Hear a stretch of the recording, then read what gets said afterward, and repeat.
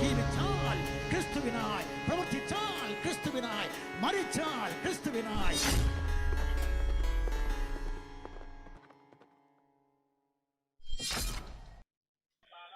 Thank you Anil pastor. Chacko pastor കേൾക്കുന്നുണ്ടോ? ഉണ്ട് ഉണ്ട് ഉണ്ട് ഉണ്ട് ഉണ്ട്. ഓക്കെ ഓക്കെ ഓക്കെ ആഡ് ചെയ്യുന്നതാണ്. ഓക്കെ. എല്ലാവർക്കും കർത്താവിന്റെ രക്ഷിതാവായ യേശുക്രിസ്തുവിന്റെ നാമത്തിൽ സ്നേഹവന്ദനം. ഒരു നല്ല കോമഡിയാണ് നമ്മുടെ അനിൽ ബ്രദർ ഇവിടെ അവതരിപ്പിച്ചതായ ആ ഹദീസ്. ഞാനത് എപ്പോഴും വായിച്ചാൽ ചിരിച്ചു പോകും. അങ്ങനെയാണ് ആ ഹദീസിന്റെ രംഗം. ഇവിടെ മുഹമ്മദ് ശൂന്യാകാശത്തേക്ക്, സ്വർഗത്തിലേക്കെന്നല്ല, മിഖ്റാജ് എന്നാ പറയുന്നത്. അതായത് ശൂന്യാകാശത്തേക്കോ അല്ലെങ്കിൽ ആരോഹണമോ എന്നാണ് ആ പദത്തിന്റെ അർത്ഥം. അപ്പൊ ശൂന്യാകാശത്തിലേക്ക് പോകുന്നതായ ആ വിഷയം മുഹമ്മദ് നടത്തുമ്പോൾ തന്നെ മുഹമ്മദിന്റെ ദേവനായ അള്ളാഹു ഇരിക്കുന്ന ഒരുതരം ശൂന്യതയിലാണെന്ന് കൂടെ ഒന്ന് സൂചിപ്പിച്ചിട്ട് ഞാൻ ഒന്ന് രണ്ട് കാര്യം പറഞ്ഞു നിർത്താം. അള്ളാഹുവിനെ സംബന്ധിച്ച് അള്ളാഹുവിനെ ഇങ്ങനെ മലക്കുകൾ താങ്ങി എടുത്തുകൊണ്ട് നിൽക്കുന്നതായിട്ടാണ് സൂറ 69:17 പറയുന്നത്. നിന്റെ നാഥന്റെ സിംഹാസനം 8 പേര് തങ്ങൾക്ക് മുകളിലായി ചുമക്കും. ഈ 8 പേരിനെ കുറിച്ചാണ് പിന്നെ വ്യാഖ്യാന കസരത്ത്. ആരാണപ്പ ഈ 8 പേര്? അറബികളാണോ അതോ അനറബികളാണോ അതോ അവർക്ക് ആർക്കും അറിയത്തില്ല, പണ്ഡിതന്മാർക്ക് അറിയത്തില്ല. ചിലര് പറയുന്നു മലക്കുകളാന്ന് പറയുന്നു, പിന്നെ 8 കൂട്ടരാന്ന് പറഞ്ഞു, ഇങ്ങനെ പോകണം. അതിൽ തന്നെ ഒരു ഏകത അവിടെയില്ല. അപ്പൊ ഏതായാലും ശൂന്യാകാശത്ത് ഇങ്ങനെ 8 പേര് താങ്ങി നിർത്തിയിരിക്കുകയാണ് ഈ അള്ളാഹുവിനെ. മാത്രമല്ല ശൂന്യത്തിൽ നിൽക്കുന്ന ഈ അള്ളാഹുവിന്റെ ഇരിപ്പിടം അള്ളാഹു കൂടെ കുലുങ്ങുന്നതായിട്ട്, വിറയ്ക്കുന്നതായിട്ട് മറ്റൊരു ഹദീസിൽ പറയുന്നുണ്ട്. അപ്പം അത് പറയുന്നത് 1524 ബുഖാരി. അവിടെ ജാബിർ പറയുന്നു, തിരുമേനി ഇങ്ങനെ അരുളുന്നത് ഞാൻ കേട്ടിട്ടുണ്ട്.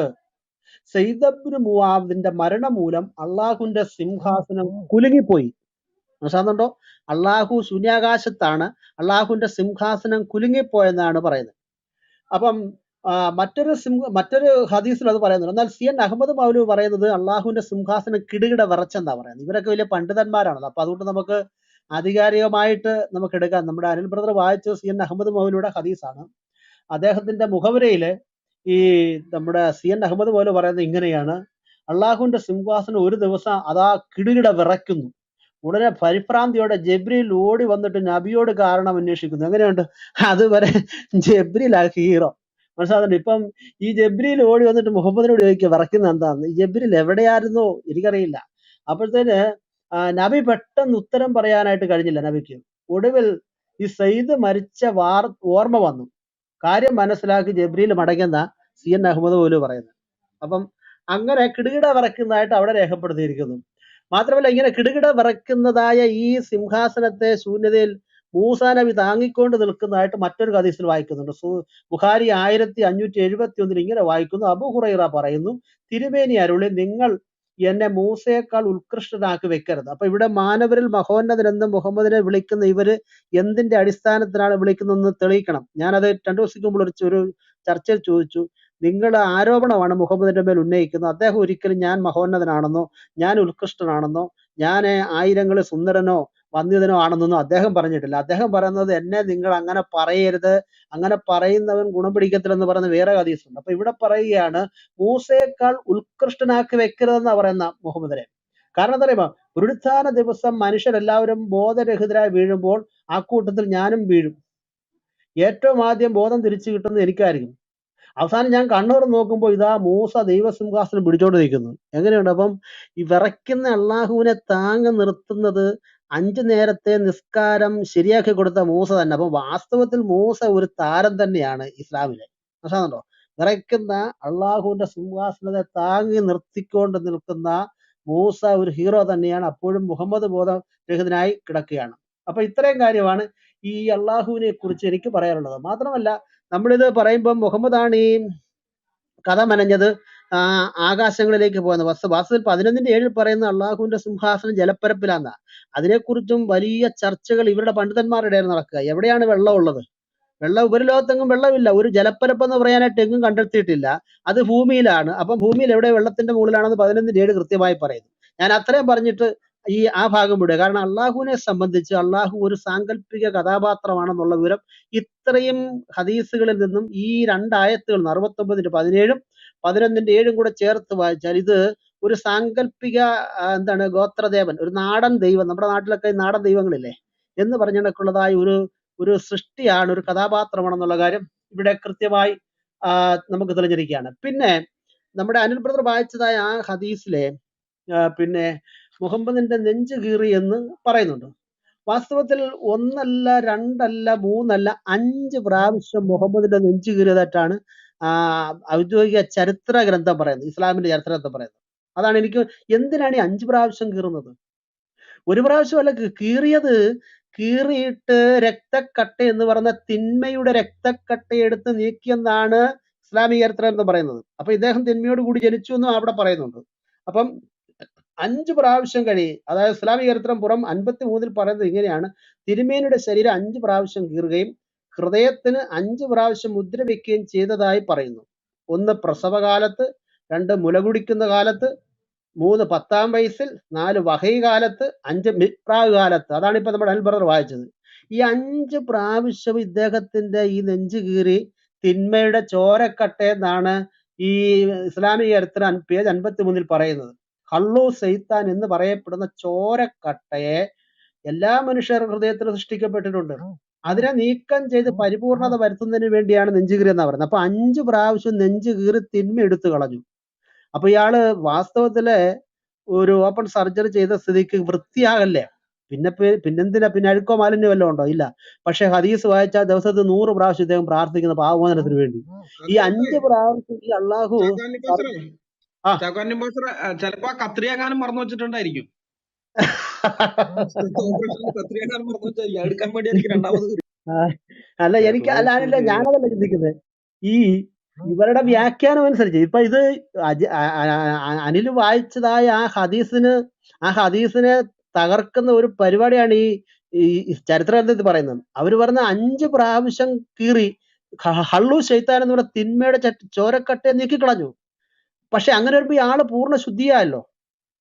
ഒന്നാമത്തെ സർജറിയിൽ പിഴവുണ്ടായി, ഉടനെ അത് വീണ്ടും കീറി അത് ചെയ്തു, ഓക്കെ ആക്കി. ചരിത്രത്തിലെങ്കിൽ 5 ശസ്ത്രക്രിയ ചെയ്തു കാണില്ല, ചിലരെയൊക്കെ ചെയ്യുമായിരിക്കും. പക്ഷെ എന്നാൽ ഇദ്ദേഹത്തെ സംബന്ധിച്ച് പ്രത്യേക സർജറി 5 പ്രാവശ്യം ചെയ്ത സ്ഥിതിക്ക് ഇദ്ദേഹം ഒരു പൂർണ്ണനാകേണ്ടതല്ലേ? പിന്നെ എന്തിനാണ് ഈ 100 പ്രാവശ്യം പ്രാർത്ഥിച്ചത്? എനിക്കതാ മനസ്സിലാവുന്നത്. സഹിഹായ് ബുഖാരി 1916, അതുപോലെ തന്നെ പല ഹദീസുകളിലും അദ്ദേഹം എത്ര പ്രാവശ്യം പ്രാർത്ഥിക്കുന്നത്? ദിവസത്തിൽ 100 പ്രാവശ്യം, 100-ലധികം പ്രാവശ്യം പാപമോചനത്തിന് വേണ്ടി പ്രാർത്ഥിച്ചു എന്ന് രേഖപ്പെടുത്തിയിരിക്കുന്നു. അതുകൊണ്ട് തന്നെ ഈ സർജറി കൊണ്ട് 5 പൈസയുടെ മൂല്യമില്ല എന്നുള്ള കാര്യം നമുക്ക് കൃത്യമായിട്ട് ഇവിടെ മനസ്സിലാക്കുവാനായിട്ട് കഴിഞ്ഞു. അതുകൊണ്ട് ഞാൻ ആ ഭാഗം അങ്ങനെ വിടുകയാണ്. 1 അല്ല 2 അല്ല 5 പ്രാവശ്യം ഈ ഇദ്ദേഹത്തെ കീറി മുറിച്ചിട്ടുണ്ട്. ഇനി പിന്നെ മൂന്നാമതൊരു കാര്യം, നമ്മുടെ അനിൽ ബ്രദർ വായിച്ചതായ ഭാഗത്ത് പിന്നെ ഞാൻ കണ്ടില്ല. അതായത് ഈ മൂടിലേക്ക് പോവുകയാണ്, ആകാശത്തേക്ക് പോകും, സ്വർഗത്തിലേക്ക് പോകണമെന്ന് അവരും പറയുന്നില്ല. കാരണം അള്ളാഹ് സ്വർഗത്തിലായിരിക്കും. സ്വർഗസ്ഥനായ ഞങ്ങളുടെ പിതാവേ, അല്ലെങ്കിൽ സ്വർഗത്തിൽ അവന്റെ വിശുദ്ധ നിവാസമായ സ്വർഗത്തിൽ അവരുടെ പ്രാർത്ഥന കേട്ടു എന്ന് നിവൃത്താന്ത പുസ്തകത്തിൽ വായിക്കുന്ന പോലതും അള്ളാഹു സ്വർഗത്തിൽ സിംഹാസനരൂഢനായിരിക്കുന്നുവെന്നോ സ്വർഗത്തിലാണ് അവന്റെ ആസ്ഥാനം ഒന്നും പറയുന്നില്ല. ഈ ശൂന്യാകാശ യാത്രയിലാണ് ഈ കഥകളെല്ലാം വരുന്നത്. അതും ശൂന്യാകാശ യാത്രയാണ്. അപ്പൊ ഈ പോകുന്ന പോക്കിൽ ഈ മുഹമ്മദ് മുകളിലേക്ക് അങ്ങ് പോവുകയാണ്. ചെന്ന് 7-ാം ആകാശത്ത് ചെന്ന് സ്പേസിൽ ചെന്ന് അവിടെ നിന്നതിന് ശേഷം പിന്നെ എന്താണ് കാണുന്നത്? പിന്നെ അള്ളാഹുവോട് സംസാരിക്കുന്നതിന് ഇലന്തമരം കണ്ട് പിന്നെ എന്തൊക്കെയോ പുള്ളിയുണ്ട്. പക്ഷെ ഒരു കാര്യം പ്രത്യേകം പറയണം, ഈ പോകുന്ന വഴിക്ക് എങ്ങും തന്നെ ഒരൊറ്റ ഹൂറിപ്പെണ്ണുകളെ പുള്ളി കണ്ടില്ല. എന്തെല്ലാം കാഴ്ച കണ്ട്? ഏതെങ്കിലും ഒരു ഹൂറിയെ കണ്ടിരുന്നെങ്കിൽ പുള്ളി തിരിച്ചു വരുമോ?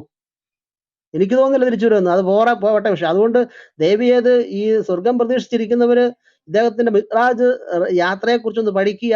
അവിടെയെങ്കിലും പെണ്ണുങ്ങളില്ലായിരുന്നുള്ള കാര്യം നിങ്ങൾ കൃത്യമായിട്ട് മനസ്സിലാക്കുക. എന്തായാലും ആ പോകുന്ന പോക്കിൽ ഈ അള്ളാഹുവിന്റെ അർശിനകത്ത് കയറിയിരുന്നെന്നാണ് ഇസ്ലാമിക ചരിത്രം എന്ന് പറയുന്നത്. അനിൽ ബ്രദർ അത് വായിച്ചോ? ഇല്ല, അവിടെ അത് എഴുതിയിട്ടില്ല. ഞാൻ നോക്കി, CN അഹമ്മദ് മൗലൂദിനകത്ത് അത് പറയുന്നില്ല. പക്ഷെ സമ്പൂർണ്ണ ഇസ്ലാമിക ചരിത്രം പറയുന്നത് എന്ത് ചെയ്യുന്നറിയാം? ഇദ്ദേഹം മുകളിലേക്ക് കയറി. ഞാൻ ആ ഭാഗം അതുപോലെ തന്നെ വായിക്കാം. മിത്രാജ് എന്ന വാക്കിന് ആരോഹണമെന്നും വാനയാത്രയെന്നും അർത്ഥം. തിരുമേനി ബുറാക്കിന്റെ പുറത്ത് കയറി യാത്രയായി. എന്നോടടുക്കൂ എന്ന് അള്ളാഹു ആഹ്വാനം ചെയ്യുന്നത് ഞാൻ കേട്ടു. അർശിന്റെ തിളക്കം ഞാൻ കണ്ടു. പ്രോജ്വലമായ അർശിനെ ഞാൻ സമീപിച്ചു. അർശിന്മേൽ ഞാൻ കയറി. പേജ് 200. സമ്പൂർണ്ണ ഇസ്ലാം ചരിത്രം 200-ാമത്തെ പേജിൽ പറയണ അർശിന്മേൽ ഞാൻ കയറി. പാവം അള്ളാഹുവിന്റെ ആ സ്ഥിതി നോക്കി, നിങ്ങൾ അള്ളാഹുവിന്റെ മുഖത്തേക്ക് നോക്കി. ഇല്ല പണ്ടാണ്ട് പറഞ്ഞെനിക്ക് ഒരു പഴഞ്ചൊല്ലുണ്ടല്ലോ, കുതിരക്കാരനായി വന്നവൻ കുടുംബക്കാരനായെന്ന്. കുതിരക്കാരനായിട്ട് വീട്ടിൽ കയറി വന്നവൻ അവസാനം വീട്ടിൽ സംബന്ധം ചെയ്ത് കയറി പറന്ന് പറഞ്ഞ ഊണിലേക്ക് ചെന്നതാണ്. ചെന്ന ആ ചെലുത്ത് അള്ളാഹുവിന്റെ അർശനകത്ത് കയറിയിരുന്നത്. ഇതൊക്കെ സത്യത്തിലെ സുഹൃത്തുക്കളെ ഞങ്ങൾ കളിയാക്കാൻ പറയുന്നതല്ല, ഞങ്ങൾക്കിത് വായിച്ചിട്ട് ഇതൊക്കെ എങ്ങനെ നിങ്ങൾ വ്യാഖ്യാനിക്കും ഇതൊക്കെ? അപ്പൊ അവിടെ കയറി ഇരുന്നു. എന്നിട്ട് അള്ളാഹു പറയാണ്, അള്ളാഹു പറഞ്ഞു, നബിയെ ഞാൻ തന്നെ, എന്നെ കഴിച്ചാൽ താങ്കൾ എന്റേത്, മറ്റുള്ളതെല്ലാം താങ്കളുടേത്. മനസ്സിലാവുന്നുണ്ട്? അപ്പൊ ഇവിടെ ആരാണ് ഹീറോ? ഇവിടെ ആരാണ് ദൈവം? നബിയെ ഞാൻ തന്നെ, എന്നെ കഴിച്ചാൽ താങ്കൾ എന്റേത്, മറ്റുള്ളതെല്ലാം താങ്കളുടേത്. മനസ്സിലാവുന്നുണ്ടോ? അപ്പൊ ഇവിടെ ഈ ഇങ്ങനെ ഇത്തരത്തിലുള്ളതായ കാര്യങ്ങളൊക്കെ പുള്ളി ചെയ്യുന്നുണ്ട്. അർശിൽ കയറി ഇരുന്നു എന്ന് പറയുമ്പോൾ അള്ളാഹു ആ സമയത്ത് എവിടെയായിരുന്നു? അള്ളാഹുവിനെ ഇറക്കി വെച്ച് ഇദ്ദേഹം അർശിൽ കയറി ഇരുന്നു. അല്ല ചാക്കോപ്പാസ്, ഒരു ഡൗട്ട് ചോദിച്ചോട്ടെ? ആ സാധാരണ ഇവര് പറയുന്നത് ഈ അള്ളാഹുവിന് ശരീരമില്ല, അതില്ല, ഇതില്ല, പിന്നെ ഈ അർശ് എന്നൊക്കെ പറയുന്ന ഒരു സാങ്കല്പികം എന്ന് പറഞ്ഞ ഒരു ഉപമ പോലെ നമ്മൾ പറയുന്നതാണ്, ഒരു ആലങ്കാരിക പദമാണെന്ന് പറയുന്നു. അപ്പൊ മുഹമ്മദ് കയറി ഇരിക്കണമെങ്കിൽ അവിടെ ഒറിജിനൽ ആയിട്ട് ഉള്ളതല്ലേ ഇത്? ഇല്ലെങ്കിൽ അങ്ങനെ ആലങ്കാരികമായ ഒരു കസേരയിൽ ആർക്കെങ്കിലും കയറി ഇരിക്കാൻ പറ്റുമോ? പറയാം. രണ്ടാമത് വേറൊരു ചോദ്യം കൊണ്ടുണ്ട്. അതിന് ഞാൻ മറുപടി പറഞ്ഞിട്ട് അല്ലാത്ത പറയാം, അല്ലെങ്കിൽ വിട്ടു. എന്താ അറിയാം, അതൊരു അൽബ്രദർ പറഞ്ഞ ഇന്റർനാഷണൽ തള്ള. ആലങ്കാരികം എന്ന് പറയണമെങ്കിൽ അള്ളാഹു പറയണം, അല്ലെങ്കിൽ അത് ഖുറാനിൽ എഴുതണം. അള്ളാഹു എന്നത് വേദപുസ്തകത്തിലൂടെ വെളിപ്പെടുന്ന ദൈവത്തെ കുറിച്ച് പറയുമ്പോൾ ദൈവം ആത്മസ്വരൂപനാന്ന് പറയുന്നുണ്ട്. പദാർത്ഥാതീതനാണെന്ന് ബൈബിൾ കൃത്യമായി യോഹന്നാൻ 4:25 പറയുന്നു. ദൈവം മനുഷ്യനല്ല എന്ന് 1 ശമൂവേൽ 15:29 പറയുന്നു. അനുദമിക്കാൻ അവൻ മനുഷ്യനല്ല, മനുഷ്യ ശരീരവും ദൈവത്തിനില്ല. മറിച്ച് എന്തോ ദൈവം ആത്മസ്വരൂപനാണെന്ന് യോഹന്നാൻ 4:25 പറയുന്നു. അത് കണക്ക് പ്രകൃത്യാതീതനായ, പ്രപഞ്ചാതീതനായ, ഇന്ദ്രിയാതീതനായ, പദാർത്ഥാതീതനായ ഒരു ആത്മസ്വരൂപനാണ് അള്ളാഹു എന്ന് ഇവിടെ ആരെങ്കിലും ഒന്ന് പറയാമെങ്കിൽ ഞാൻ വേണ്ട പരിഹാരം ചെയ്യാം. അങ്ങനെ ഒരു സംഭവം ഖുറാനിലില്ല. മറിച്ച് കയ്യും കാലും കണ്ണും മൂക്കും ഒക്കെ ഉള്ളതായ ഒരു വ്യക്തിയാണ് ഈ അള്ളാഹ്. അതുകൊണ്ടാണല്ലോ 9, 2, 11, 2, 13 തൗഹീദ് ഇവിടെ ഉണ്ടായത്. 13 തൗഹീദ് ഉണ്ടാകുന്ന അള്ളാഹു നൂറുണ്ട്, കൈയുണ്ട്, കാലുണ്ടെന്ന് പറഞ്ഞ ഒരു ഭാഗം ഈ തൗഹീദിന്റെ പേരിലല്ലേ ഇവിടെ അഴിമതി ഉണ്ടാകും. ഒന്ന്. രണ്ടാമത് ഈ അർശെന്ന് പറയുന്നത് എന്താണ്? അത് അലങ്കാരികമല്ല, അക്ഷരാർത്ഥത്തെ സൃഷ്ടിയാന്ന് അമാനി മൗലയെ പോലുള്ളവർ പറയുന്നുണ്ട്. മനസ്സിലാകുന്നുണ്ടോ? ആദ്യമേ ചരിത്രത്തെ, അതായത് ഇസ്ലാമിക പരിപ്രേക്ഷ്യത്തിൽ നിന്ന് പറഞ്ഞാൽ ആദ്യം സൃഷ്ടിക്കുന്നത് മുഹമ്മദിന്റെ ഒളിവിനെയാണ്. ഒളിവിനെ എന്ന് പറഞ്ഞാൽ മുഹമ്മദിന്റെ പ്രോജ്വലമായ പ്രകാശത്തെ. ആ പ്രകാശത്തെ സൃഷ്ടിച്ച് അള്ളാഹുവിന്റെ സന്നിധിയിൽ ഇരുത്തി. അന്ന് അർശില്ല. ഇരുത്തിയതിനു ശേഷം അള്ളാഹു സ്തുതികളേകി എന്നാ പറയുന്നത്. അപ്പൊ അള്ളാഹു തന്നെ സ്തുതിച്ചായിട്ട് അവിടെ വരുന്നത്. ഇസ്ലാമിക ചരിത്രത്തിൽ പറയുന്ന അങ്ങനെ അങ്ങ് ഇരുന്നിരുന്ന് ആ ഒളിവിൽ നിന്നും ആ പ്രകാശത്തിന്റെ, ആ പ്രകാശരശ്മി, മുഹമ്മദ് എന്ന് പറയുന്ന ആ വ്യക്തിയുടെ അസ്തിത്വമാകുന്ന പ്രകാശത്തെ ആദ്യമായി സൃഷ്ടിച്ചു. ആ പ്രകാശത്തെ എടുത്താണ് പിന്നീട് അമ്പിയാക്കളുടെയും പിന്നെ മലക്കുകളുടെയൊക്കെ ആത്മാക്കളെ പടയ്ക്കുന്നത്. മനസ്സിലാകുന്നുണ്ടോ? അതിനുശേഷമാണ് അള്ളാഹുവിന്റെ അർശ് പടയ്ക്കുന്നത്. അപ്പം അർശില്ലാതെ അള്ളാഹു കുറെ നാളിരുന്നു. അങ്ങനെ പടച്ച് അവസാനം മലക്കിനെ വിട്ട് മദീനയിൽ നിന്നും അല്പം വെളുത്ത മണ്ണ് എടുത്തുകൊണ്ട് വന്ന് സ്വർഗത്തിലെ നദികളിൽ കഴുകി ശുദ്ധീകരിച്ചിട്ട് പിന്നെ ഭൂമിയിലെ 7 കോണുകളിൽ നിന്നും ആ മണ്ണ് എടുത്തുകൊണ്ട് ഈ രണ്ടും കൂടെ മിക്സ് ചെയ്താണ് ഈ ആദമിനെ സൃഷ്ടിക്കുന്നത്. ആദമിനെ സൃഷ്ടിച്ചതിന് ശേഷം ഈ മുഹമ്മദിന്റെ ഒളിവുണ്ടല്ലോ, ആ പ്രകാശത്തെ ഈ ആദമിലേക്ക് സന്നിവേശിപ്പിച്ചു. അപ്പോ ഈ ആദമിന്റെ നെറ്റിത്തടത്തിൽ മുഹമ്മദിന്റെ ഒളിവ് പ്രോജ്വലമായി പ്രകാശിച്ചു. എന്നിട്ട് അള്ളാഹു പറഞ്ഞു, ഇത് ചരിത്രപരമായിട്ട് ആദമേ, നിന്റെ പിതാവ്, നിനക്കും നിന്റെ മക്കൾക്കും പിതാവാകുന്നു. ആര്? മുഹമ്മദ്. മറ്റൊരർത്ഥത്തിൽ പറഞ്ഞ, ആലങ്കാരികമായി പറഞ്ഞാൽ നിന്റെ മകനും കൂടെ ആകുന്നു. പറഞ്ഞു മനസ്സിലാകുന്നുണ്ട്? അപ്പൊ ഇതാണ് സംഭവിച്ചിരിക്കുന്നത്. അപ്പം അർശെന്ന് പറയുന്ന സാധനം അക്ഷരാർത്ഥത്തിലുള്ളതാണ്, അള്ളാഹു അക്ഷരാർത്ഥത്തിലുള്ളതാണ്. ആലങ്കാരികമാകണമെങ്കിൽ ആത്മീയ അർത്ഥത്തിൽ അള്ളാഹുവിന് ഒരു നാമം കൊടുക്കണം, അള്ളാഹു ആത്മീയനായിരിക്കണം. മനസ്സിലാകുന്നുണ്ട്? അതുകൊണ്ട് ആ വാദം പൊളിഞ്ഞിരിക്കുകയാണ്. അത് നമ്മൾ പല സന്ദർഭങ്ങളിലായി ഇസ്ലാമിസ്റ്റുകളുമായിട്ടുള്ളതായ ഡിബേറ്റ് പലപ്പോഴും പറഞ്ഞിട്ടുണ്ട്. അവർക്ക് അത് ചൂണ്ടിക്കണി കഴിയത്തില്ല. അള്ളാഹു പ്രകൃത്യാതീതനാകുന്നു എന്ന് പറയുന്ന ഒരു വാക്യം ഖുറാനിലോ അല്ലെങ്കിൽ ഹദീസിലോ ഇല്ല. അതുകൊണ്ട് ജെയ്സ് ബ്രദർ പറഞ്ഞത് ആ വാദത്തിന് നിലനിൽപ്പില്ല. ഓക്കെ, ഇനി രണ്ടാമത്തെ വാദം എന്താണ് താങ്കൾ പറഞ്ഞത്? രണ്ടാമത്തെ വാദം, ഈ മുഹമ്മദ് ആകാശയാത്ര നടത്തി ഇങ്ങനെ ബുറാഖിൽ കയറി ഇങ്ങനെ പോകുന്നുണ്ടല്ലോ, ഒരുപാട് കാഴ്ചകളൊക്കെ കണ്ടു ചെല്ലുന്നു.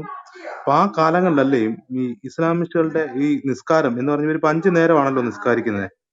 അപ്പൊ ഈ മുഹമ്മദ് ഈ ആകാശയാത്ര നടത്തുന്ന സമയം വരെ ഈ മുസ്ലിങ്ങൾക്കുണ്ടായിരുന്ന നിസ്കാരം എന്ന് പറഞ്ഞാൽ 50 ഒരു ദിവസം 50 പ്രാവശ്യം നിസ്കരിക്കണം. ഓഡിയബിൾ ആണോ? അതെ. ഒരു ദിവസം 50 പ്രാവശ്യം നിസ്കരിക്കണം. അങ്ങനെ ഈ 50 പ്രാവശ്യം നിസ്കരിക്കുന്നത് പോയി മൂസ നബിയുമായിട്ട് സംസാരിച്ച് അങ്ങനെ മൂസയുമായിട്ട് ബാർഗെയിൻ ചെയ്ത് 50 ആണോ അവസാനം അള്ളാഹുമായിട്ട് ബാർഗെയിൻ 55 ആണോ ജേസ് ബ്രോ? 50 ആണോ എന്തോ 55 ആണോ? 50 ആയിരുന്നോ 55 ആയിരുന്നോ? 50 അമ്പത് അല്ലേ? അമ്പത് അമ്പത് 50 50 അപ്പൊ ഈ 50 നിസ്കാരം മുഹമ്മദ് പോയി ആദ്യം മൂസ നബിയുമായിട്ട് സംസാരിച്ച് അവസാനം അള്ളാഹുമായിട്ട് സംസാരിച്ച് 5 ആക്കി വരുന്ന ഒരു സംഭവം ഉണ്ടല്ലോ, അതും കൂടെ ഒന്ന് വിശദീകരിച്ച് കൊടുക്ക്.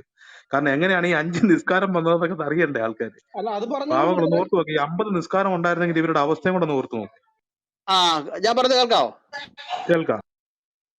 ആ ജേസ് ബ്രദർ, അതിനകത്ത് വേറൊരു വിഷയമുണ്ട്. ഈ വാസ്തവത്തിൽ ഈ 50 നിസ്കാരവുമായിട്ട് പുള്ളി വരുന്നതിന് മുമ്പ് മുഹമ്മദ് ഒന്നും കൃത്യമായിട്ട് നിസ്കരിച്ചിട്ടില്ല. മനസ്സിലാകുന്നുണ്ടോ? ഹജ്ജ് ചെയ്തിട്ടില്ല, ഉംറയൊന്നും ചെയ്തിട്ടില്ല. അതെല്ലാം ചെയ്തതെല്ലാം ജാഹലിയ വിശ്വാസത്തിന്റെ അടിത്തറയിൽ നിന്നുകൊണ്ടാണ് ഈ പരിപാടിയെല്ലാം നടത്തിയത്.